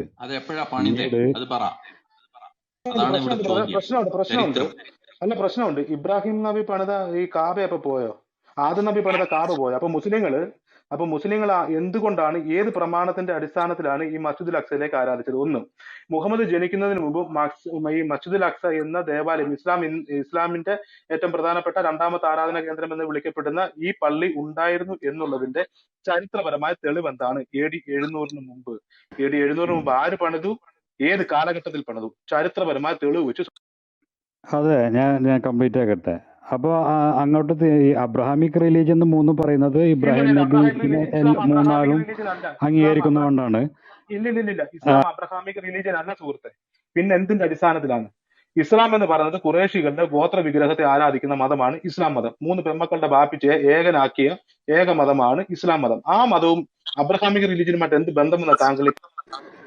പക്ഷേ മുസ്ലിങ്ങൾ വിശ്വസിക്കുന്നത് മുഹമ്മദ് നബി ബൈബിളിൽ പറഞ്ഞിരുന്ന പ്രവചിച്ചിരുന്ന പ്രവാചകനാണെന്നാണ്. മുഹമ്മദിന്റെ വാദമല്ലേ അത്? അത് വേറെ വിഷയം. ഞാനൊന്ന് ഇടപെടുകയാണ്. ഒന്ന് ഇടപെടുകയാണ്. അല്ല, ഞാൻ കംപ്ലീറ്റ് ചെയ്യട്ടെ. അല്ല, ഒറ്റ മിനിറ്റ്. അഫ്സൽ ഒന്ന് മ്യൂട്ട് ചെയ്യും. ഏബൻ ബദർ ഒന്ന് ഇടപെടുകയാണ്. അതായത് ഈ നമുക്ക് അത്യാവശ്യം ക്വാളിറ്റി ഉള്ളതുങ്ങളെ ഇങ്ങോട്ട് കയറ്റുക. ഈ വിവരമില്ലാത്തവങ്ങളെ കയറ്റിയിട്ട് വെറുതെ സമയം കളയിക്കരുത്. വെറും മദ്രസ പ്രൊഡക്റ്റ് ആണ്. അറിവുള്ള ആരെങ്കിലും ഉണ്ടെങ്കിൽ പറഞ്ഞു വിടുക. അനീസെ, പുള്ളിക്കാരന് ഈ അനീസ് ബ്രദർ ഈ പ്രശ്നം എന്താ പറയുക, ഇവിടെ പ്രശ്നം വരുന്ന വേറൊന്നുമല്ല. നമ്മൾ ഈ ചോദ്യത്തിന് ഉത്തരം പറയാതെ അബ്രഹാമിക് റിലീജിയൻ, അതൊക്കെ നമുക്ക് വേറെ ടോപ്പിക് അല്ലേ. നമ്മൾ ടോപ്പിക്കിൽ നിന്ന് സംസാരിക്കാൻ വേണ്ടിയിട്ടൊന്ന് ശ്രമിച്ചൂടെ? ഒരു ടോപ്പിക്കിൽ നിന്ന് സംസാരിക്കുക അനീസ് ബ്രദറെ. ചോദ്യം വളരെ സ്ട്രെയിറ്റ് അല്ലേ? ചോദ്യം വളരെ കൃത്യമാണ്. അതായത് മസ്ജിദുൽ അക്സ മുസ്ലിങ്ങളെ സംബന്ധിച്ചിടത്തോളം മൂന്നാമത്തെ 3 പള്ളികളെ മുസ്ലിങ്ങൾക്ക് ഹോളി മോസ്ക് ആയിട്ടുള്ളൂ. 3 പള്ളി. ഒന്ന് മസ്ജിദുൽ അക്സ, അല്ല മറ്റേ കാബ, സെക്കൻഡ് മദീനത്തെ പള്ളി, 3 ഈ മസ്ജിദുൽ അക്സ. മൂന്നാമത്തെ ഈ 3 പള്ളികളെ മുസ്ലിങ്ങളെ സംബന്ധിച്ചിടത്തോളം അതിൽ ഈ മസ്ജിദുൽ അക്സയ്ക്ക് എന്താണ് പ്രാധാന്യം? അല്ല, അതൊന്ന് പറയാമോ? മസ്ജിദുൽ അക്സയ്ക്ക് എന്താണ് പ്രാധാന്യം? ഇസ്ലാമിലും ആദ്യത്തെ കിബിലായിരുന്നു. അതായത് ഇന്നുള്ള മസ്ജിദുൽ അക്സ ആയിരുന്നു ആദ്യത്തെ കിബില അല്ലേ? അതെ. പക്ഷെ ഈ ഇന്നത്തെ ഈ മസ്ജിദുൽ അക്സ പണിതത് ഏത് കാലഘട്ടത്തിലാണെന്നറിയോ? മുഹമ്മദ് മരിച്ച് 73 വർഷം കഴിഞ്ഞിട്ടാണ് ഈ സാധനം പണിയുന്നത്. അത് ആ ചരിത്രപരമായ പ്രശ്നമാണ് ഞങ്ങൾ ഇവിടെ ചോദിച്ചുകൊണ്ടിരിക്കുന്നത്. സൗദിയിൽ ഇപ്പോഴും ഉണ്ട് കിബിലൈനി എന്ന് പറഞ്ഞിട്ട്. അതായത് സൗദിയിൽ എന്തുണ്ടെന്നുള്ളതല്ല വിഷയം. ഈ നിങ്ങള് മസ്ജിദുൽ അക്സയുടെ ഹിസ്റ്ററി നിങ്ങൾ നോക്കിയാൽ മതി. മസ്ജിദുൽ അക്സ ഏത് കാലഘട്ടത്തിലാണ് പണിതതെന്ന് അപ്പൊ നിങ്ങൾക്ക് കിട്ടും. അവരുടെ ഇതിനകത്ത് അവരുടെ വെബ്സൈറ്റിൽ കയറി നോക്കിയാൽ പോലും കിട്ടും. ഇത് ഉമയ്യാദ് ഖലീഫ ആയിരുന്ന അബ്ദുൽ മാലിക്കിന്റെ സൺലീനിലോ ആയിരുന്ന അൽ വാലിദ്, അല്ല സൺലീനോ സോറി, മകനായിരുന്ന അൽ വാലിദാണ് ഇത് പൂർത്തിയാക്കുന്നത് AD 705. അതായത് 633 മുഹമ്മദ് മരിക്കുന്നു. 32 ആ കാലഘട്ടത്തിലാണ് മുഹമ്മദ് മരിക്കുന്നത്. അദ്ദേഹം മരിച്ചു കഴിഞ്ഞിട്ട് 705 എർത്ത്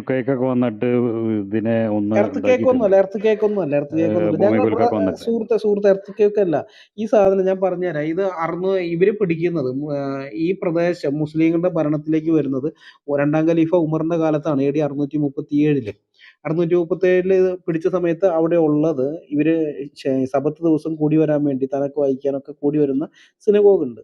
ആ സിനഗോഗിന്റെ അപ്പുറത്തുനിന്ന് മാറിയിട്ട് സിനഗോഗ് അവിടെയുള്ള സമയത്ത് അതിന്റെ മുകളിൽ എഴുതി വെച്ചിരുന്ന വചനമൊക്കെ പിന്നെ മായ്ച്ചു കളഞ്ഞു. 2ാം സങ്കീർത്തനത്തിലുള്ള കാര്യമാണ്. നിങ്ങൾ വഴിയിൽ വെച്ച് നശിച്ചു പോകാതിരിക്കാൻ പുത്രനെ ചുംബിപ്പിന്ന് എഴുതിയിരിക്കുന്നത്. ഇത് വായിച്ച് ഇതെന്താണെന്ന് അവിടുത്തെ സൈന്യാധിപൻ ചോദിച്ചപ്പോൾ ഇങ്ങനെ ഈ വാക്യം പറഞ്ഞു. അയ്യോ, ദൈവത്തിന് പുത്രനുണ്ടെന്ന് പറഞ്ഞു കഴിഞ്ഞാൽ ആകാശം പൊട്ടിക്കീറും ഭൂമി ഉണ്ടീറും എന്നൊക്കെ പറഞ്ഞ് അത് മായ്ച്ചു കളഞ്ഞിട്ട് അവിടെ ഇഖ്ലാസിലെ വരികളൊക്കെ എഴുതി വെപ്പിക്കും. അത് കഴിഞ്ഞതിന് ശേഷമാണ് അവരവിടെ ഈ ആലയം പണിയാനുള്ള ശ്രമം ആരംഭിക്കുന്നത്. പാറയും അതൊക്കെ ആയിട്ട് ബുദ്ധിമുട്ടുണ്ടായിരുന്നു.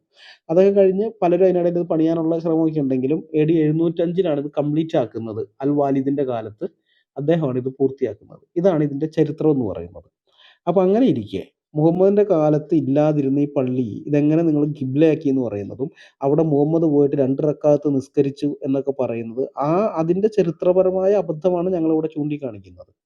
അപ്പൊ നിങ്ങളുടെ വിശ്വാസം എന്തുവായാലുമായിക്കോട്ടെ, അത് ഞങ്ങൾക്ക് വിഷയമല്ല. നിങ്ങൾ എന്തുവാണെങ്കിലും വിശ്വസിക്കുക. പക്ഷെ വിശ്വാസത്തിന് ആധാരമായിരിക്കുന്ന വസ്തുതകൾ ഞങ്ങൾ പരിശോധിച്ചിട്ട് പറയും അത് തെറ്റാണെന്ന് പറയും. നിങ്ങളുടെ വിശ്വാസം തെറ്റാണെന്നല്ല, നിങ്ങൾ എന്തിന്റെ അടിസ്ഥാനത്തിലാണോ വിശ്വസിക്കുന്നത് ആ സംഗതികൾ ചരിത്രപരമായിട്ട് അബദ്ധമാണ്, തെറ്റാണ്. അപ്പൊ അതിന് നിങ്ങൾക്ക് എന്ത് മറുപടി ഉണ്ട്? നിങ്ങളുടെ വിശ്വാസത്തെ ഞങ്ങൾ ചോദിക്കുന്നില്ല, നിങ്ങൾ എന്ത് വേണമെങ്കിലും വിശ്വസിച്ചോ. അല്ല, അങ്ങോട്ട് തിരിഞ്ഞിട്ടായിരുന്നു ആദ്യം നമസ്കരിച്ചിരുന്നത്, പിന്നെ കിബില മാറ്റി കഅബയിലോട്ട് മാറ്റുകയാണ് അല്ല ഉണ്ടായത്. അങ്ങനെയാണ് അല്ല ഞങ്ങൾ സുഹൃത്തെ, അവിടെ അങ്ങനെ പഠിച്ചിട്ടുള്ളത്. ഒരു ആലയം ഉണ്ടായിരുന്നില്ലെന്ന്, അതാണ് പറഞ്ഞു അപ്പൊ വരുന്നത്. ഇപ്പൊ താങ്കൾ പഠിച്ചത് ശരിയാണ്, എനിക്കറിയാം. ബുറാക്ക് ഈ എനിക്ക് മക്സിൽ അക്സയിൽ നിന്നുള്ള പുറപ്പെടുന്നത് അതെ, പക്ഷെ അന്ന് അവിടെ ബുറാക്ക്. ഇല്ലായിരുന്നു. അതാണ് നമ്മൾ ചോദിക്കുന്നത് ഇവിടെ ഇപ്പോഴും. അതായത് ഇവിടെ ഈ ഗിബ്ലാക്കി എന്നൊക്കെ പറയുന്നത് യഹൂദ മദീനയിൽ എത്തിക്കഴിഞ്ഞപ്പോൾ അവിടെയുള്ള യഹൂദന്മാരെ കൂടെ ആക്കാൻ വേണ്ടിയിട്ട് ആദ്യം മുതലേ അത് ഗിബ്ല ആയിരുന്നില്ല. മക്കയിൽ വെച്ച് അവർ അവിടെ കാബയിൽ ചെന്നിട്ടാണ് നിസ്കരിച്ചത്. അതുകൊണ്ട് ഗിബ്ലയുടെ ആവശ്യമില്ല. മക്കയിൽ നിന്ന് മദീനയിൽ വന്നപ്പോഴാണ് പിന്നെ ഇവിടേക്ക് തിരിഞ്ഞ് നിസ്കരിക്കേണ്ട ആവശ്യം വന്നത്. അപ്പം അങ്ങനെ തിരിഞ്ഞു കഴിയുന്നത് യഹൂദന്മാരെ പ്രീണിപ്പിക്കാൻ വേണ്ടി, അവരെ പ്രീതിപ്പെടുത്താൻ വേണ്ടിയിട്ടാണ്. യഹൂദന്മാരാണെങ്കിൽ അവർ ദിവസം 3 നേരം പ്രാർത്ഥിക്കുന്നത് ഈ ജെറുസലേമിന് നേരെ നോക്കിയിട്ടാണ്. അത് നമ്മൾ ദാനിയേൽ പ്രവാചകന്റെ പുസ്തകത്തിൽ കാണാം. ദാനിയേലൊക്കെ പ്രവാസികളായിട്ട് ഇവിടെ ഇരിക്കുമ്പോൾ ഈ ബാഗ്ദാദിൽ അല്ല അന്നത്തെ ഇറാഖിൽ ബാബിലോണിൽ ഇരിക്കുന്ന സമയത്ത് ബാബയിൽ നിന്ന് അവര് 3 നേരം, ഒരു ദിവസം 3 നേരം, രാവിലെ ഉച്ചയ്ക്കും വൈകുന്നേരമായിട്ട് ഈ അവരുടെ ആ ജെറുസലേമിന് നേരെ തിരിഞ്ഞ് അവരുടെ കിളിവാതിൽ അവിടെ തുറന്ന്, അതിൻ്റെ നേരെ കിളിവാതിലുണ്ടാവും, ജനലുണ്ടാവും, ആ ജനല തുറന്നിട്ട് അങ്ങോട്ടൊക്കെ തിരിഞ്ഞിരുന്ന് അവർ 3 നേരം പ്രാർത്ഥിക്കുന്ന സ്വഭാവമുണ്ട്. അപ്പോൾ ഈ യഹൂദന്മാർക്ക് ഇങ്ങനെ ഒരു ഇതുള്ളത് കൊണ്ട് അത് കണ്ടിട്ടാണ് മുഹമ്മദും ആ യഹൂദന്മാരെ കൂടെ കൂട്ടാന്നുള്ള നിലയിൽ ഇത് ചെയ്യുന്നത്. 1.5 കൊല്ലത്തോളം ഇത് തുടർന്നു. പക്ഷേ യഹൂദന്മാർ ആരും വരുന്നില്ല. അങ്ങനെയൊക്കെ വന്നു കഴിഞ്ഞപ്പോഴാണ് പിന്നെ തിരിച്ചത് ജെറുസലേമിലേക്ക് ആക്കുന്നത്. അല്ല സോറി, കഅബയിലേക്ക് നേരെ, മക്കയ്ക്ക് നേരെ ആക്കുന്നത് പിന്നീട്. അപ്പോൾ ഒരു 17-18 മാസത്തോളം ഇത് ഗിബിലയായിരുന്നു, മുസ്ലിങ്ങൾക്ക് ഇത് ഗിബിലയായിരുന്നിട്ടുണ്ട്. പക്ഷെ ചോദ്യം എന്ന് പറയുന്നത് കേവലം ആ ഭൂമിക്ക് നേരെയാണെന്നെങ്കിൽ ഓക്കെ, യഹൂദന്മാർക്ക് അറിയാം അവിടെ ആലയമില്ല. ഇപ്പൊ ദാനിയേലിന്റെ കാലത്ത് ദാനിയേലിനൊക്കെ അവിടെ നിന്ന് അടിമകളായി പിടിച്ചുകൊണ്ട് വരുന്ന സമയത്ത് ദൈവാലയം തകർത്ത് കളഞ്ഞിട്ടാണ് അവരതൊക്കെ അവരെ കൺമുമ്പാകെ വെച്ച് ഇതൊക്കെ കണ്ടിട്ടാണ് പിന്നെ അടിമകളായി ഇവരെ പിടിച്ചുകൊണ്ട് പോയത്. അവർക്കറിയാം അവിടെ ആലയമില്ല. പക്ഷെ ആ ജെറുസലേം എന്ന് പറയുന്ന ആ മണ്ണിനോടുള്ള പ്രിയം കൊണ്ട് അവർ അങ്ങോട്ടേക്ക് തിരിഞ്ഞെന്ന് പ്രാർത്ഥിക്കുന്നതാണ്. ആ വിധത്തിലാണെങ്കിൽ കുഴപ്പമില്ല. പക്ഷെ ഇവിടെ വിഷയം എന്ന് വെച്ച് കഴിഞ്ഞാൽ ആ മണ്ണല്ല, ജെറുസലേം എന്ന് പറയുന്ന സ്ഥലത്തിനെ അല്ല, അവിടെ ഒരു ആലയം ഉണ്ടെന്നും ആ ആലയത്തിന് നേരെ നോക്കിയിട്ട് പ്രാർത്ഥിക്കുന്ന വരുമ്പോഴാണ്. അങ്ങനത്തെ ആലയം അവിടെ ചരിത്രപരമായിട്ട് അവിടെ ഇല്ല. അതാണ് ഈ പ്രശ്നം. നിങ്ങൾ വിശ്വസിക്കുന്നത് എന്തെന്നുള്ളതല്ല ഞങ്ങളുടെ ഇത്. നിങ്ങൾ വിശ്വസിക്കുന്നതിന് നിങ്ങൾ നിരത്തുന്ന കാരണം എന്താണോ ആ കാരണം, അതിന് വസ്തുതാപരമായ പിശകുകളുണ്ട്. ഞാനൊരു ക്വസ്റ്റ്യൻ അങ്ങോട്ട് ചോദിച്ചോട്ടെ. ഈ ബൈബിളില് ഒരു പ്രവാചകൻ വരുന്ന ഒരു പ്രവചനമുണ്ടോ? അല്ല അനീസ് ഭായി, അല്ല അതിന് വേറെ പ്രശ്നമുണ്ട്. താങ്കൾ പറഞ്ഞ ആദ്യത്തെ കിബില ഈ മസ്ജിദുൽ അക്സ ആണെന്ന് പറഞ്ഞു. അത് ഏത് പ്രമാണത്തിന്റെ അടിസ്ഥാനത്തിലാണ് മസ്ജിദുൽ അക്സ നിങ്ങളുടെ ആദ്യത്തെ കിബിലയായത്? പിന്നെ ഏത് പ്രമാണത്തിന്റെ അടിസ്ഥാനത്തിലാണ് നിങ്ങൾ മാറ്റിയത്? അന്ന് നിങ്ങൾ ഇപ്പോൾ ആരാധിക്കുന്ന, അല്ലെങ്കിൽ നിങ്ങൾ ഇപ്പോൾ ഈ 5 നേരം കുമ്പിടുന്ന ഈ കാബ അന്നില്ലായിരുന്നു, നിലവിലില്ലായിരുന്നു. അള്ളാഹുവിന്റെ ഭവനം എന്ന് വിളിക്കപ്പെടുന്ന കാബയെ എന്തുകൊണ്ടെന്ന് മുഹമ്മദ് നിങ്ങളുടെ ആദ്യത്തെ കിബിലയായിട്ട് പ്രഖ്യാപിച്ചില്ല? പിന്നെ എന്തുകൊണ്ട് അള്ളാഹുവിന് മാറ്റേണ്ടി വന്നു? ഇത്തരം വിഷയങ്ങൾ നിങ്ങളുടെ മുമ്പിൽ കിടപ്പുണ്ട്, അതിനോട് ഒന്ന് മറുപടി പറയും. പിന്നെ ബാക്കി എന്നിട്ട് നമുക്ക് അത് എന്തുകൊണ്ടാണ് മാറ്റിയതെന്ന് അറിയില്ല. പക്ഷെ കിബിലൈനി എന്ന് പറഞ്ഞൊരു പള്ളി ഉണ്ട്, ഇപ്പോഴും ഉണ്ട് സൗദിയിൽ. ആ പള്ളിയിൽ നിൽക്കുമ്പോഴാണ് മാറ്റി. അപ്പം തന്നെ മുഹമ്മദ് നബി തിരിഞ്ഞ് അങ്ങോട്ട് തിരിഞ്ഞ് നിസ്കരിക്കാൻ തുടങ്ങി. പിന്നീട് കിബില മസ്ജിദുൽ ഹറമിലോട്ടായി.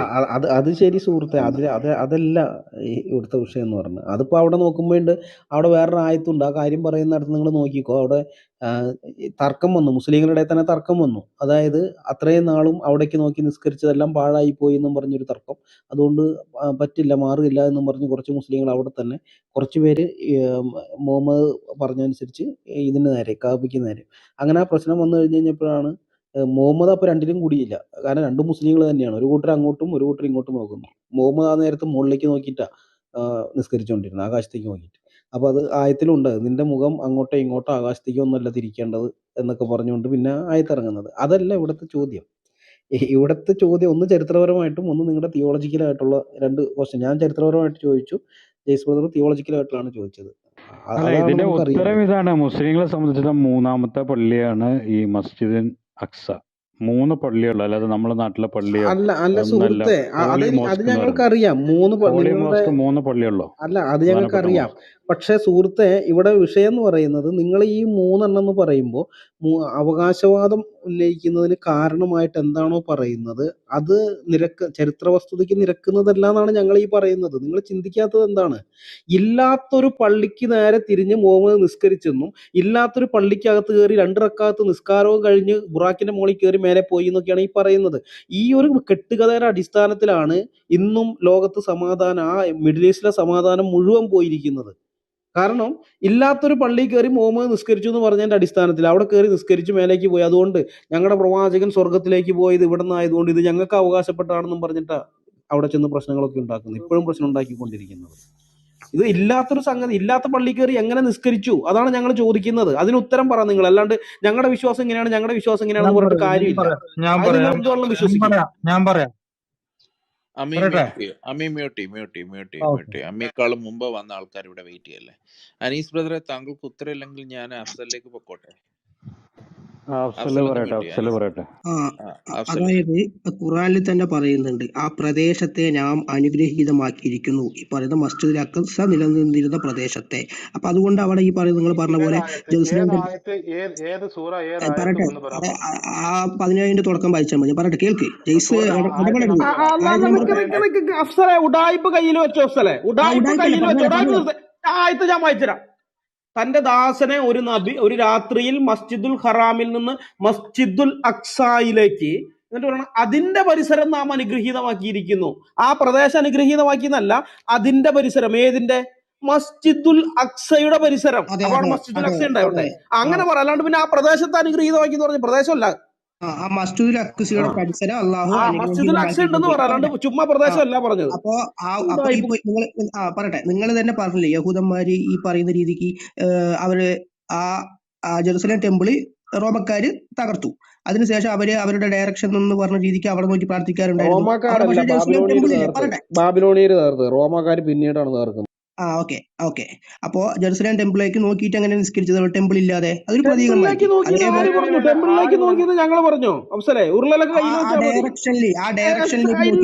ഞാൻ പറഞ്ഞില്ല, അവരെ സംബന്ധിച്ച് ജെറുസലേം എന്ന് പറഞ്ഞാൽ അവർക്ക് വളരെ പ്രധാനപ്പെട്ട സ്ഥലമാണ്. സങ്കീർത്തനത്തിൽ പറയുന്നുണ്ട്, ജെറുസലേമെ ഞാൻ നിന്നെ മറന്നു പോകുന്നെങ്കിൽ എന്റെ വലങ്കൈ, എന്റെ നാവ് അണ്ണാക്കോട് പറ്റിപ്പോട്ടെ, എന്റെ വലങ്കൈ ഞാൻ മറന്നു പോകട്ടെ എന്ന് പറഞ്ഞാൽ അത്ര പ്രധാനപ്പെട്ട സ്ഥലമാണത്.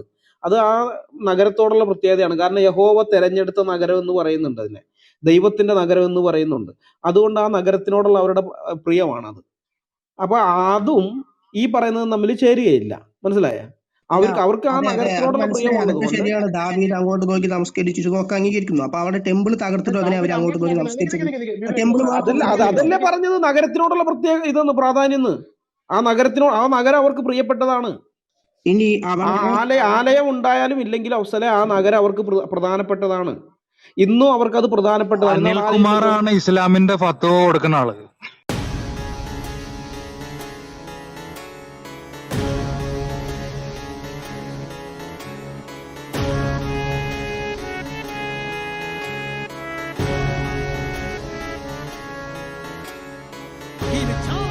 ക്രിസ്തുവിനായി പ്രവർത്തിച്ചാൽ ക്രിസ്തുവിനായി, മരിച്ചാൽ ക്രിസ്തുവിനായി.